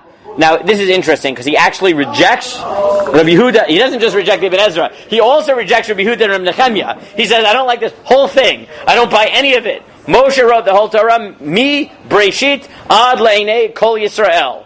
What pasuk is leinei kol Yisrael, by the way? Thank you. Those are the last words in the Torah. You should remember this, right? For a moment, close your eyes. Imagine you're in shul at Simchas Torah. Whoa. What do we say after leinei kol Yisrael? Thank you. Chazak, chazak. Very good. Right? Chazak, chazak. Because it is the end of the Torah. Leinei kol Yisrael. What class is this? Gemara or is that the Masorah class? It's Gemara. Okay. V'hakol mipi hagvura, and all is from the Lord. V'hinei Moshe k'matik misefer kadmon mitchilat. So it's as if Moshe is writing from a primordial text, ot be'ot, letter for letter, V'zot hi dat Rabbi Meir. Now this is Rabbi Meir or Rabbi Shimon in different girsaot, right? Ours. She'amar Avshar Sefer Torah Chaser Achad Moshe Omer Kol Sefer Torah Hazeh El HaKadosh Baruch Hu Omer Moshe Kotev B'Dema. Now this is amazing to me. Is that Rabbeinu Bachya is so bothered by the possibility that Moshe didn't write the whole Torah that not only does he reject the Ibn Ezra, but he explicitly takes on Chazal, right? And takes sides, right? It cannot be. Rabbi Yehuda and Rabbi Nechemia are just wrong. Right? Rabbi Shimon, or according to his Gersa, Rabbi Meir, is just right. Moshe wrote the Torah, right? Which shows you that he is so bothered theologically by the possibility that Moshe didn't write the whole Torah, that again, not only is he willing to take on the Ibn Ezra, but he is willing to, with conviction, take on a member of Chazal and say, you're just wrong. Right? You're just wrong. Right? That's already... I want you to just think about that. Right? And then what does he do? He says, don't worry about it. I know Rabbi Yehuda and Rabbi Shimon Rabbi Yehuda and Nechemia were worried about this. But don't worry about it, because how can he write about the future? Answer in one word? Navi. He's a Navi, thank you. Right, he says, big deal. He's a Navi, right? Nivuah. Fine. One word, prophecy. One word, Nivuah. Right, Nivuah.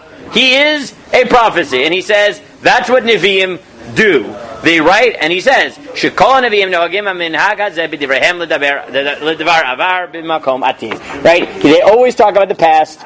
The future in the past tense is not a big deal. It's called knowing the future because God told you so. Right? If you thought that Rabbeinu Bachya was upset by the Ibn Ezra, the Or HaChaim is worse. The Or HaChaim is even angrier. And what does he say? Ein ra'oi. No, that's Amos, thank you. Ve'ein ra'oi lechtov kadrim eila. He said, first of all, it is improper to write such things. And then he says, just look at his language, this is not me. It is incorrect to write this.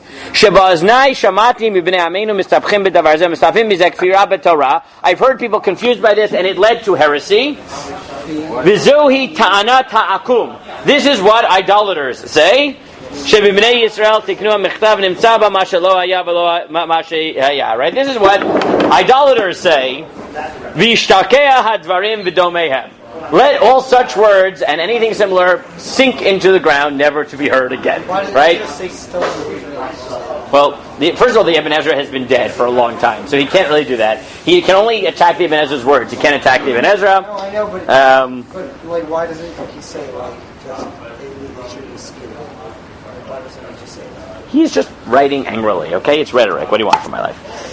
Okay, now.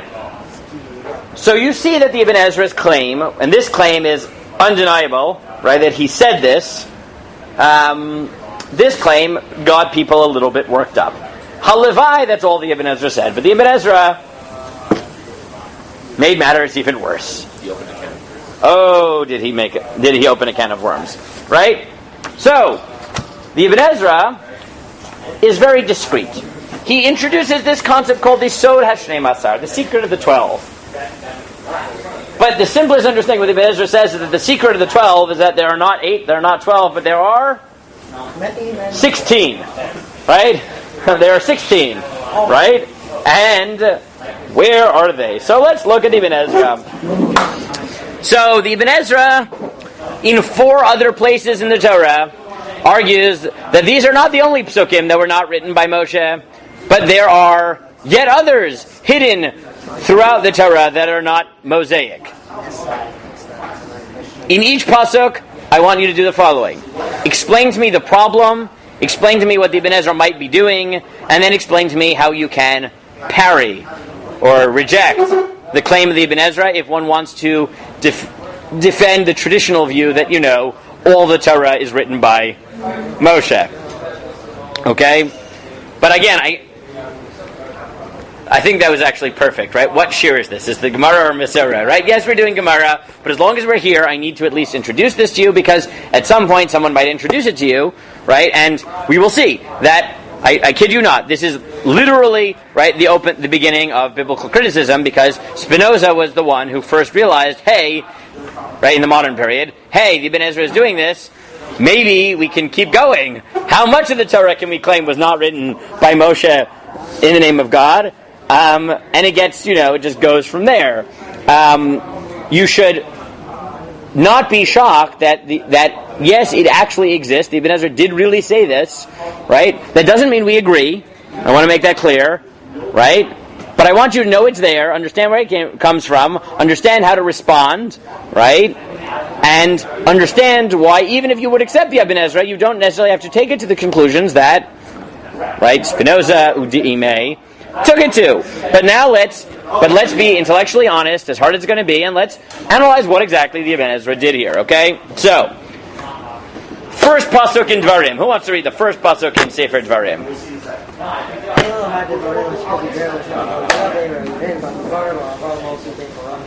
Good, thank you for violating the prohibition of saying Dvarim shebichtav bal peh. Yeah, there is such a prohibition. Yes. Dvarim shebichtav yatai rashai la'omro bal peh. Well done. That makes no sense. But, I'm not saying you actually violated in that. That's subject to a machlokes, but it is a din in the Gemara. It is a din in the Gemara, and probably should be avoided if. But anyways, good. What is the problem with this pasuk? What is the problem with the pasuk? What problem exists in that pasuk? It sounds like a very innocuous pasuk. What is the pasuk? You tell me what word. I'm not telling you. You tell me. What is the Ibn? I gave you the Ibn Ezra. What bothers him? You gave a location. Yeah, and? So if you give location, you know where it is. Yeah, what's the problem? So why would you possibly say that this pasuk? Why is this pasuk? What would make someone look at this pasuk and say, "Oh, what's wrong with Be'ever Hayarden?" Oh, does that mean he's in Israel? It sounds like you're in Israel. Correct. He's talking about the east side of the Jordan as the other side of the Jordan. That's a problem if you're Moshe writing on the east side, because when you're on the east, which is the other side? The west. The west. If you call the east the other side, that implies that you're on the west. But the problem is, did Moshe ever stand on the west side of the Jordan? No. How do we know? Because he died outside. Because God said you're not going over, you're going to look at it, and then you're going to die, and then he dies, right? Again, my same thing, I'm not tricking you. How do we know? We know because the Torah says so, right? Not tricking. So and now look at this pasuk, and again, there were many people who tried to deny that the Ibn Ezra said what I'm pretty sure he said, right? But let's read it. Be'ever hayarden, on the other side of the Jordan, bamidbar, ba'arava, in the desert. And now he doesn't tell you Moshe didn't write it. Look at this very cryptic phrase. V'im tavin sod hashnei masar. If you understand the secret of the 12, gam vayichtov Moshe v'kanani az ba'aretz bar Hashem yira'eh v'ino arso eretz barzel takir ha'emet. If you understand the secret of the 12, then you shall understand the next 4 Pesukim and know the truth. End of Ibn Ezra. Wow, absolute legend. What?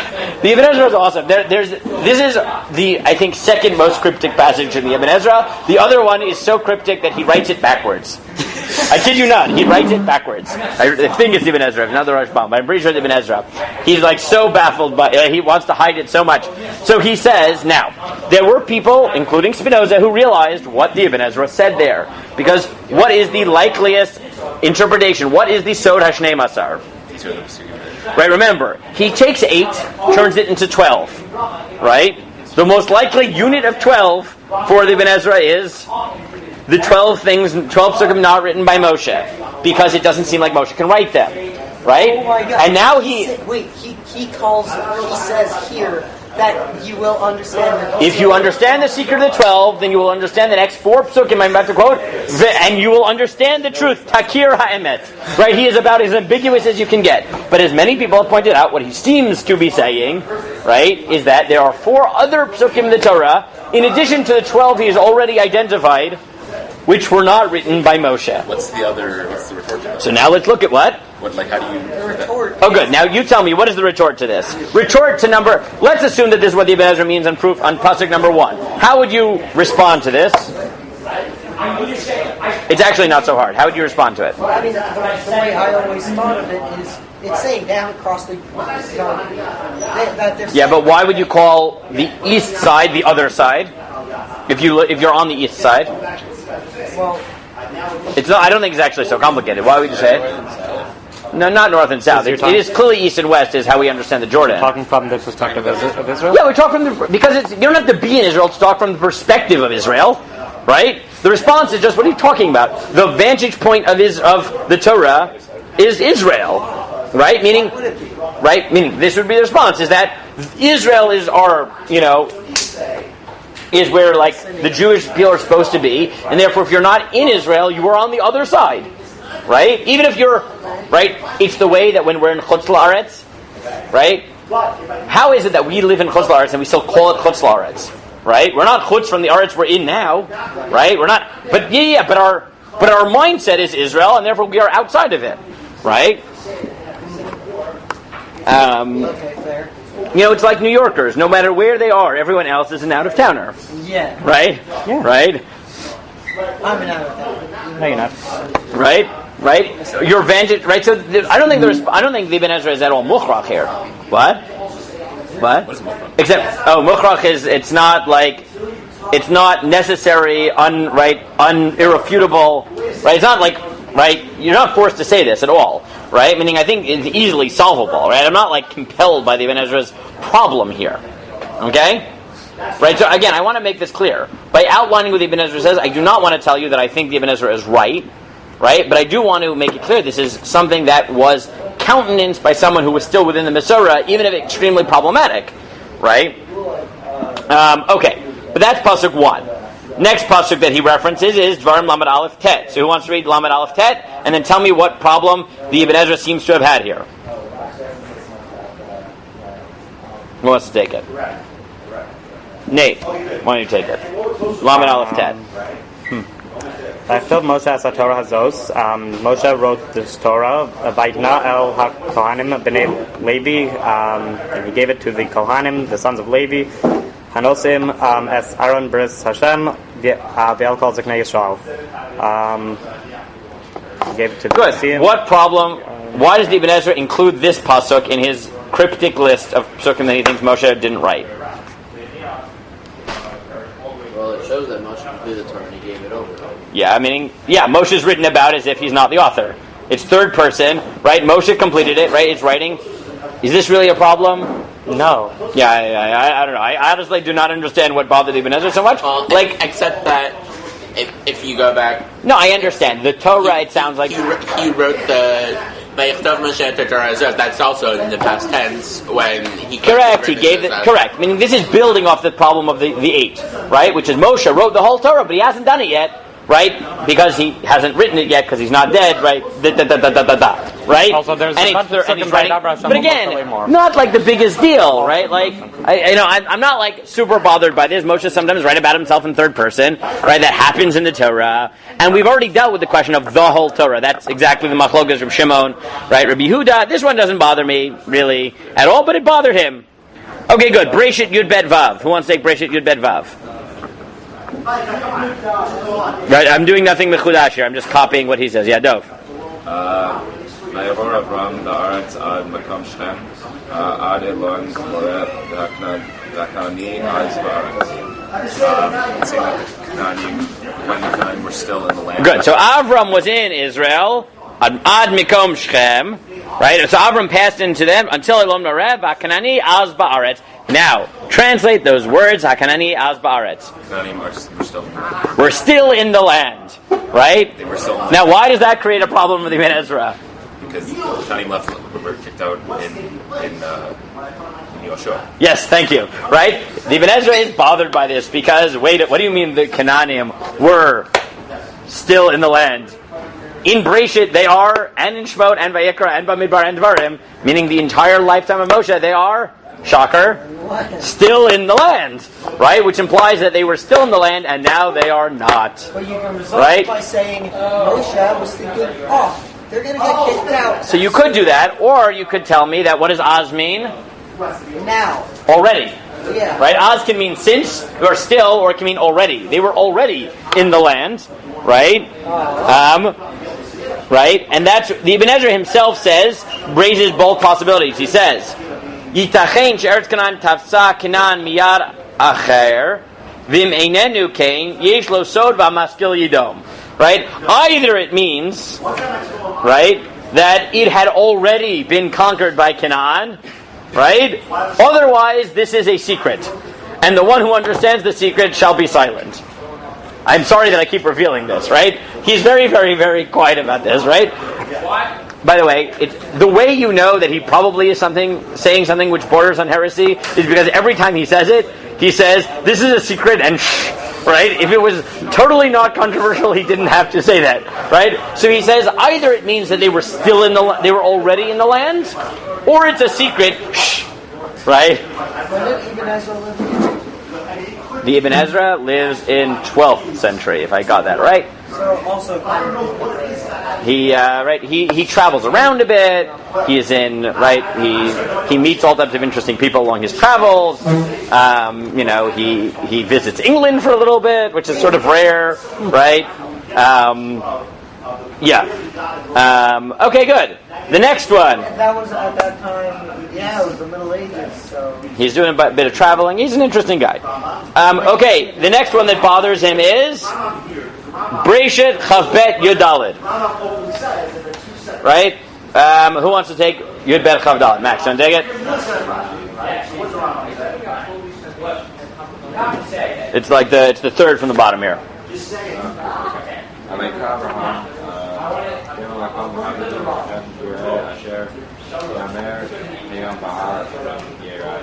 Right? So this is in the middle of the story of the Akedah, and he calls it right, God shall see.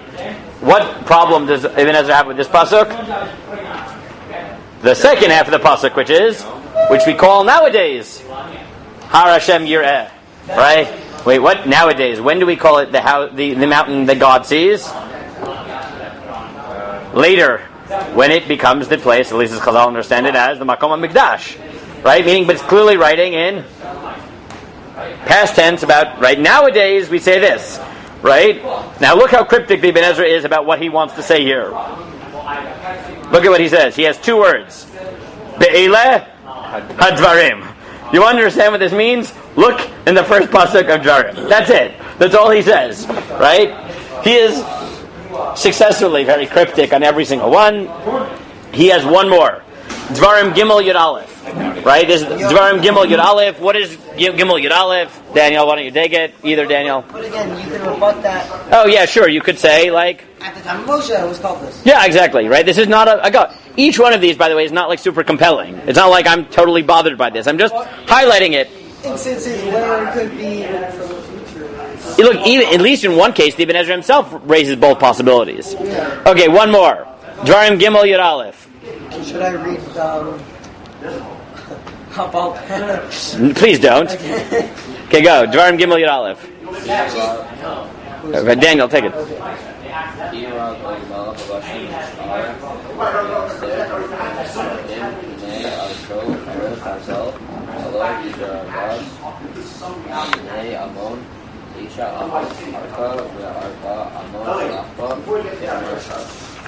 Okay, so what does that mean? It means only remains he was the only guy left of Rephaim. The king of Bashan. We're all familiar with Og being the last surviving giant. And wow, his bed was made of iron, and now it's in. Good, and what bothers him? It's in the town of Burabah. Good, what bothers him about this pasuk? It's when's now. Where's? Yeah, well, it's not just that. It's that the Rephaim are not conquered yet. They're conquered in Yeshua, right? The Miyeter are Rephaim, right? That whole battle doesn't quite happen yet, right? What? Right? They were left of the giants, but they are right. that battle hasn't happened yet. So that's the most similar. Now it's not fully true because there have been battles against Rephaim before. There's yet another one in Yoshua, right? Meaning we talk about these battles in Bereshit also, right? That there are battles against the Rephaim, the Nephilim, and all these types of people. So not so bad. It's pretty unambiguous that when it says Ki Rock O, the Melech. Yeah, and that's the problem. It's not like just him and his band, and they like. Correct. You could say you could solve it. You could say, well, just Og and a few, or Og had children, right? And then that's who we're fighting, or a different group of giants. But it says Rock Og, Melech. Correct. Yeah, it's not great. You could deal with it. It's like very unambiguous. Just right. Og. Now, yeah. Look, now. Okay. So, who, as I said, right, this is where the Ibn Ezra already gets a bit dangerous, right? Where the Ibn Ezra isn't just taking the 8 and expanding it to 12. He is looking through the Torah and picking up Pesukim that he just feels like contextually can't be written by Moshe. Admittedly, not so many, right? But still extending all the way to Bereshit. But yeah, okay. And like I said, this was so problematic that when suddenly in the modern era there were people who, didn't love the notion of the Torah being divine, right? Suddenly jumped on this. And again, it really gives me no great pleasure to quote Spinoza. I really don't like Spinoza very much, right? But Spinoza in Theologia Politicus, in the middle of his heretical statements, he says, well, it's not such a chiddush. The Ibn Ezra already started it. What do you want from my life? And he writes, to treat the matter in logical order, I shall first deal with misconceptions regarding the true authorship of the sacred books, beginning with the Pentateuch. The author is almost universally believed to be Moses, a view so obstinately defended by the Pharisees that they have regarded any other view as heresy. It was for this reason that Ibn Ezra, a man of enlightened mind and considerable learning, who was the first, as far as I know, to call attention to the misconception, did not venture to explain his meaning openly, and expressed himself somewhat obscurely in words which I shall not here hesitate to elucidate, making his meaning quite plain. Meaning, Ibn Ezra tried to hide it, but I'm a kofar, so I'm going to tell you what he means. I'm very openly, so I don't have any hesitation. Was it like the first openness? Yes. He's normally sort of pegged as the first person in the modern era to do this. The Book of Moses was inscribed in its entirety on no more than the circumference of a single altar, and this altar, according to the rabbis, consists of only 12 stones. From this it follows the Book of Moses must have required less space than the Pentateuch, right? And then he has other proofs, right, that he argues, right, that the Torah is just, Moshe wrote a smaller version. He wrote certain laws, right, on a bunch of tablets, but not the whole Torah. This I say, is what our author meant by the reference to the mystery of the 12, unless he was referring to the 12 curses in the aforementioned chapter of Deuteronomy. Right, he said maybe he means something else, some 12 something else. Perhaps he believed that there could not have been contained in Moses' book of laws so as to blind the people by oath to observe the said laws. Or again, he may have wished to draw attention to the last chapter of Deuteronomy concerning the death of Moses, a chapter consisting of 12 verses. But there is no need here to give closer scrutiny to these and other conjectures. We have now set forth the view in Ibn Ezra on the passages of the Pentateuch, which he cites in support, yet he did not call attention to all such passages, nor even the principal ones, for there are many other passages in these books and of great significance which have yet to be cited. And hence, Spinoza takes his matir from the Ibn Ezra and begins his systematic, right, heretical work of arguing that the Torah is not written by Moshe, right, and explaining why he is a heretic. What was the whole thing about the altar and that there were different places where Moshe wrote the Torah? Well, right, the Torah in many places says that Moshe wrote the Torah, but he writes it on a few stones, right? Which he says, doesn't that imply that the Torah that Moshe wrote, whatever it was, or even if you believe the Torah itself, is a smaller unit than everything we have known as the Torah? Oh, meaning you can't write it. Correct. Right, that's like his, okay. That it was expanded later. Now, yes, exactly. So now, this is why this gets touchy, right? And I want to be very clear here, right? The reason that, if you asked me, right, it's clear that even 500 years ago, 700 years ago, what Ibn Ezra was saying was already controversial. How do I know? First of all, he keeps it a secret. Second of all, anyone who realized what he said yelled at him. right? Like Rabbeinu Bachya, right? The Archaim, right? Even on just the 12, forget the next 4, right? Forget the 12. They're bothered by the 8 that Chazal already posit, right? But I want to make a very important point, okay?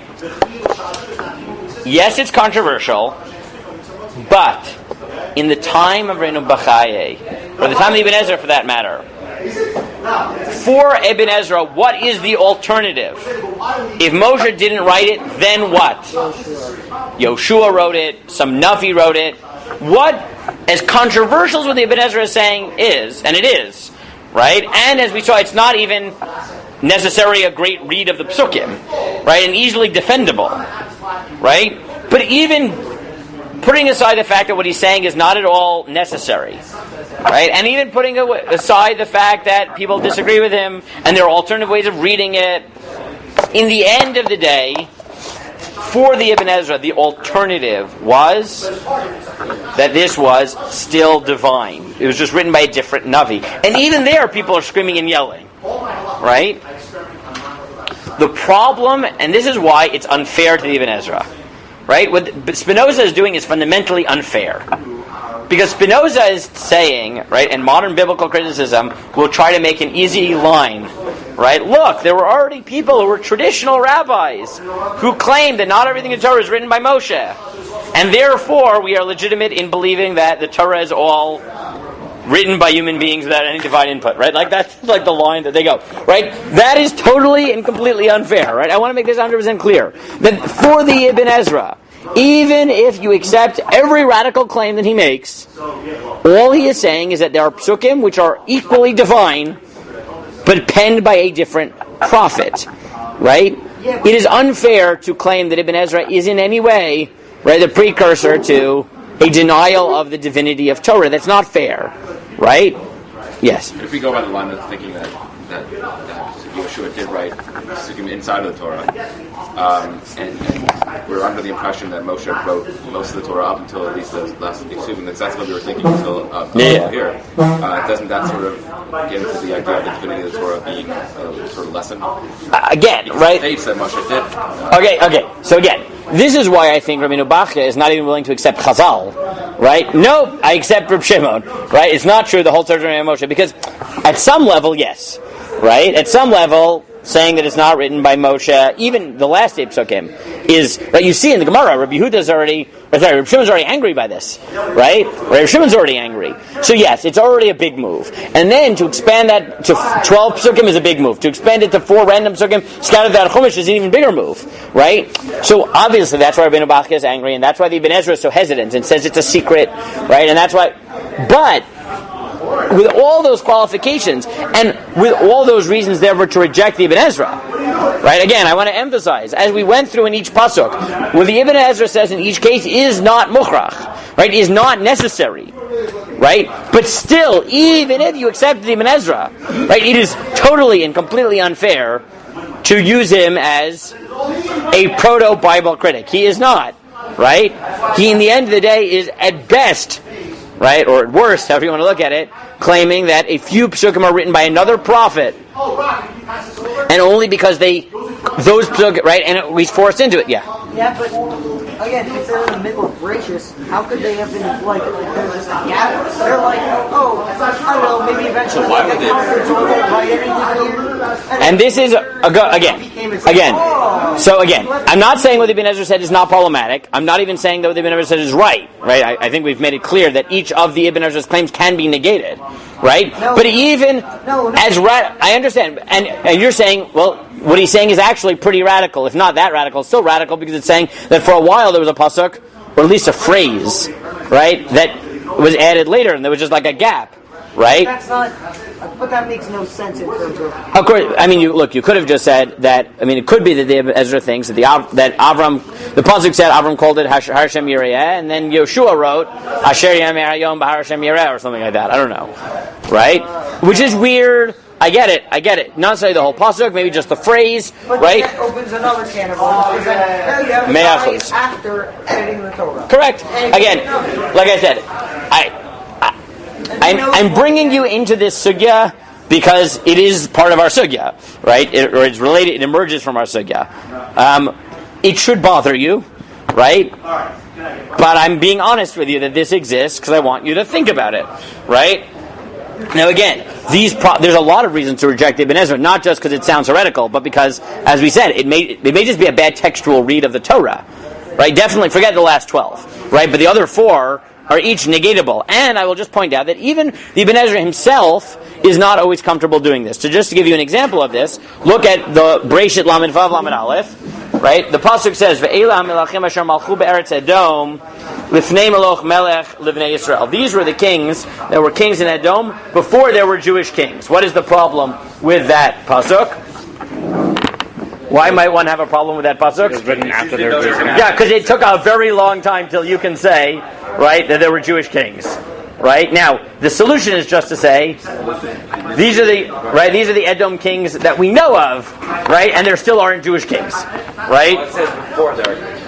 Right? It doesn't mean all the way up till, right? It means that right? You could read it as these are the kings, not all the way up to Shaul, right? Because, by the way, if you read that pasuk as meaning until there was a king in Israel, then you have to claim that pasuk was written not in the time of Yeshua, but like, right? But 500 years later, right? Right? In the time of Shaul, right? Right? Which would obviously be radical. Right? At least. Right? Now, at this point, there are therefore people who said, aha! This pasuk is written 500 years later. And at this point, the Ibn Ezra panics. Right? He panics. Right? No. Right? And look, he says, Yesh Omrim ki b'derech nevuah nechteva zoda parasha. He said, some say that this is prophetic. The Yitzchaki, who is a heretic, he's a Karaite, right? Amar bisvaro ki b'mei Yehoshaphat nechteva. Right? Claims that this is written in the time of Yehoshaphat. Now that's not just, well, let's how many kings is that? It's a lot. Right? Shaul, Ishboshet, David, Shlomo, Rechavam, right? Aviyah, right? Keep going. It's a few kings in there, right? It's a while later, right? Uperish hadarot kirsono achigamar shmo Yitzchak, and he says, and now the Ibn Ezra, not only does he panic, he gets really, really, really angry and bitter, right? And he says, Uperish hadarot kirsono hachi karashmo Yitzchak.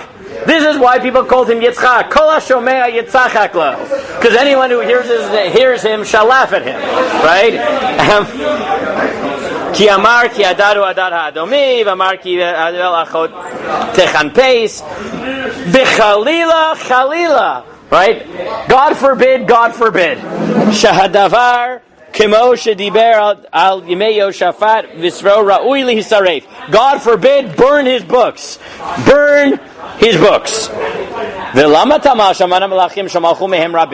Why are you so bothered that they had kings? And he goes on, right? He said, this is just ridiculous. This is absurd, right? And he says, what does the pasuk mean? The last line. He said, because the Torah, according to some reads, refers to Moshe as king. Vayhi bishurun melech. Right? Vayhi bishurun melech v'tasef rashei am yachat shiftei Yisrael. According to some of the Farshim, means Moshe functioned as a king. It means these were the kings up to Moshe. And that's how the Ibn Ezra understands this pasuk. Okay? Because Is Moshe ever referred to? yes, Vayhi bishurun melech, which the Ibn Ezra means thinks is that's in Chumash. Yeah, Vayhi bishurun melech v'tasef rashei am yachat shiftei Yisrael. Right? That's in V'zot HaBracha. That's in Isser. Yes, I know. Where is it? It's in V'zot HaBracha. Like, you know what? Second. So you're right. I'm violating. So let me not do that. Right? In V'zot HaBracha. Right? Here's the pasuk. Torah tziva lanu Moshe morasha kilat Yaakov vahi v'shurun melech b'tasef rashayam yachad shiftei Yisrael. Right? Remember Simchas Torah Trop? Do I need to do that again? I'm not a musical, but that should ring some memory unless my tune is so off. Right? Should I do it again? Right? It's pasuk Hey. Right? It's there's good reason to think it's Moshe. Again, I'll read it again. Pasuk Dalet is Torah tziva lanu Moshe morasha kilat Yaakov vahivi shurun melech b'tasef rashayam yachad shiftei Yisrael. Right? There's good reason to think that is Moshe. / that Moshe was the subject of the previous pasuk. It's not a bad read. Right? So the Ibn Ezra says it is Moshe. Now, why does the Ibn Ezra panic if he's comfortable with these things? So the Tzafnat Paneach, which is sometimes claimed to be that this is Rabbi Yosef Tov Elem, it is not. It is not. It is, I forget his name, some random Sephardi person that I have to look up his name again. But he writes, Perush, Lefi da'ati amar kacha ba'avur kim nechtava b'meshafat hinei hosfu al Torah parsha shleima. He said, I think the reason the Ibn Ezra panics here and isn't willing to buy it is because even though the Ibn Ezra is willing to add Pesukim, he's not willing to, if you say that this pasuk is not this whole pasuk, it's an entire unit. It's that whole list of kings. And for the Ibn Ezra, that's going too far. To say that like Perek Lamed Vav of Breshit, the entire Perek, is written later, the Ibn Ezra is not willing to buy that, meaning he's willing to take Pesukim. Torah Amar Lo Tosiv Alav. He says the Torah says don't add. V'im Yitona Toein, and maybe you'll tell me V'alo Rabbi Avraham Batzmo Ramaz B'tchilat Sefer Dvarim Tosivu Neviim Achronim Milot Gam Pesukim B'Torah. Doesn't Ibn Ezra? Isn't he okay with adding words and phrases and Pesukim? Hatshuva Ki Amosif Bilau Pasuk the Farish Mashikatav Moshe. He said a word or a phrase is one thing. Losif Bo Beor, it's clarifying. Inzadoma Losif Parsha Shlema. That's different than adding a, Perek Lamed Vav of Breshit. That's a different thing. Kimila pasuk hu perush. He said a word or a pasuk, in the end of the day, is mere commentary. Right? Meaning the Ibn Ezra will say, look, later on, so someone just scribbled in, by the way, Avram called it Har Hashem Yireh, it still is Har Hashem Yireh. Well, Parsha Shlema, a whole Parsha Hitosefet. That's called an addition. Now again, you may not buy this distinction. You might say it's all or nothing. Right? But I want to be clear, I think that the Tzavnat Paneach is right. It's unfair to the Ibn Ezra to claim that he is in any way a proto-Bible critic, right? He's not comfortable with that, right? Even if he's comfortable with more than what many other people might be comfortable with, don't put words in his mouth. Okay? Okay, so what we'll do tomorrow is just do the next one, which, if you thought that this is making you uncomfortable, yeah, just wait till you will be traumatized by Rabbi Yehuda HaChassid, because if you think what's happening in Sfarad is weird, what's happening in Ashkenaz is even weirder. Oh, so radical. Oh, so radical. So try to read this article, and if you want to not trust this translation and you want the original Hebrew, then I will give you the original Hebrew of this. And by tomorrow we will have finished all of this. We'll do a quick recap of this, and next week we will pick up with the next sugya, which is the mitzvah to write a Sefer Torah, and we will move into totally non-controversial things, sort of. Well, that's not really true, because we'll see that we probably are all not keeping a mitzvah d'oraisa. So it is a shtickle controversial, but in a very different way. We're not keeping based on carbon paste. Well, a mitzvah that we could do. How about that? Okay.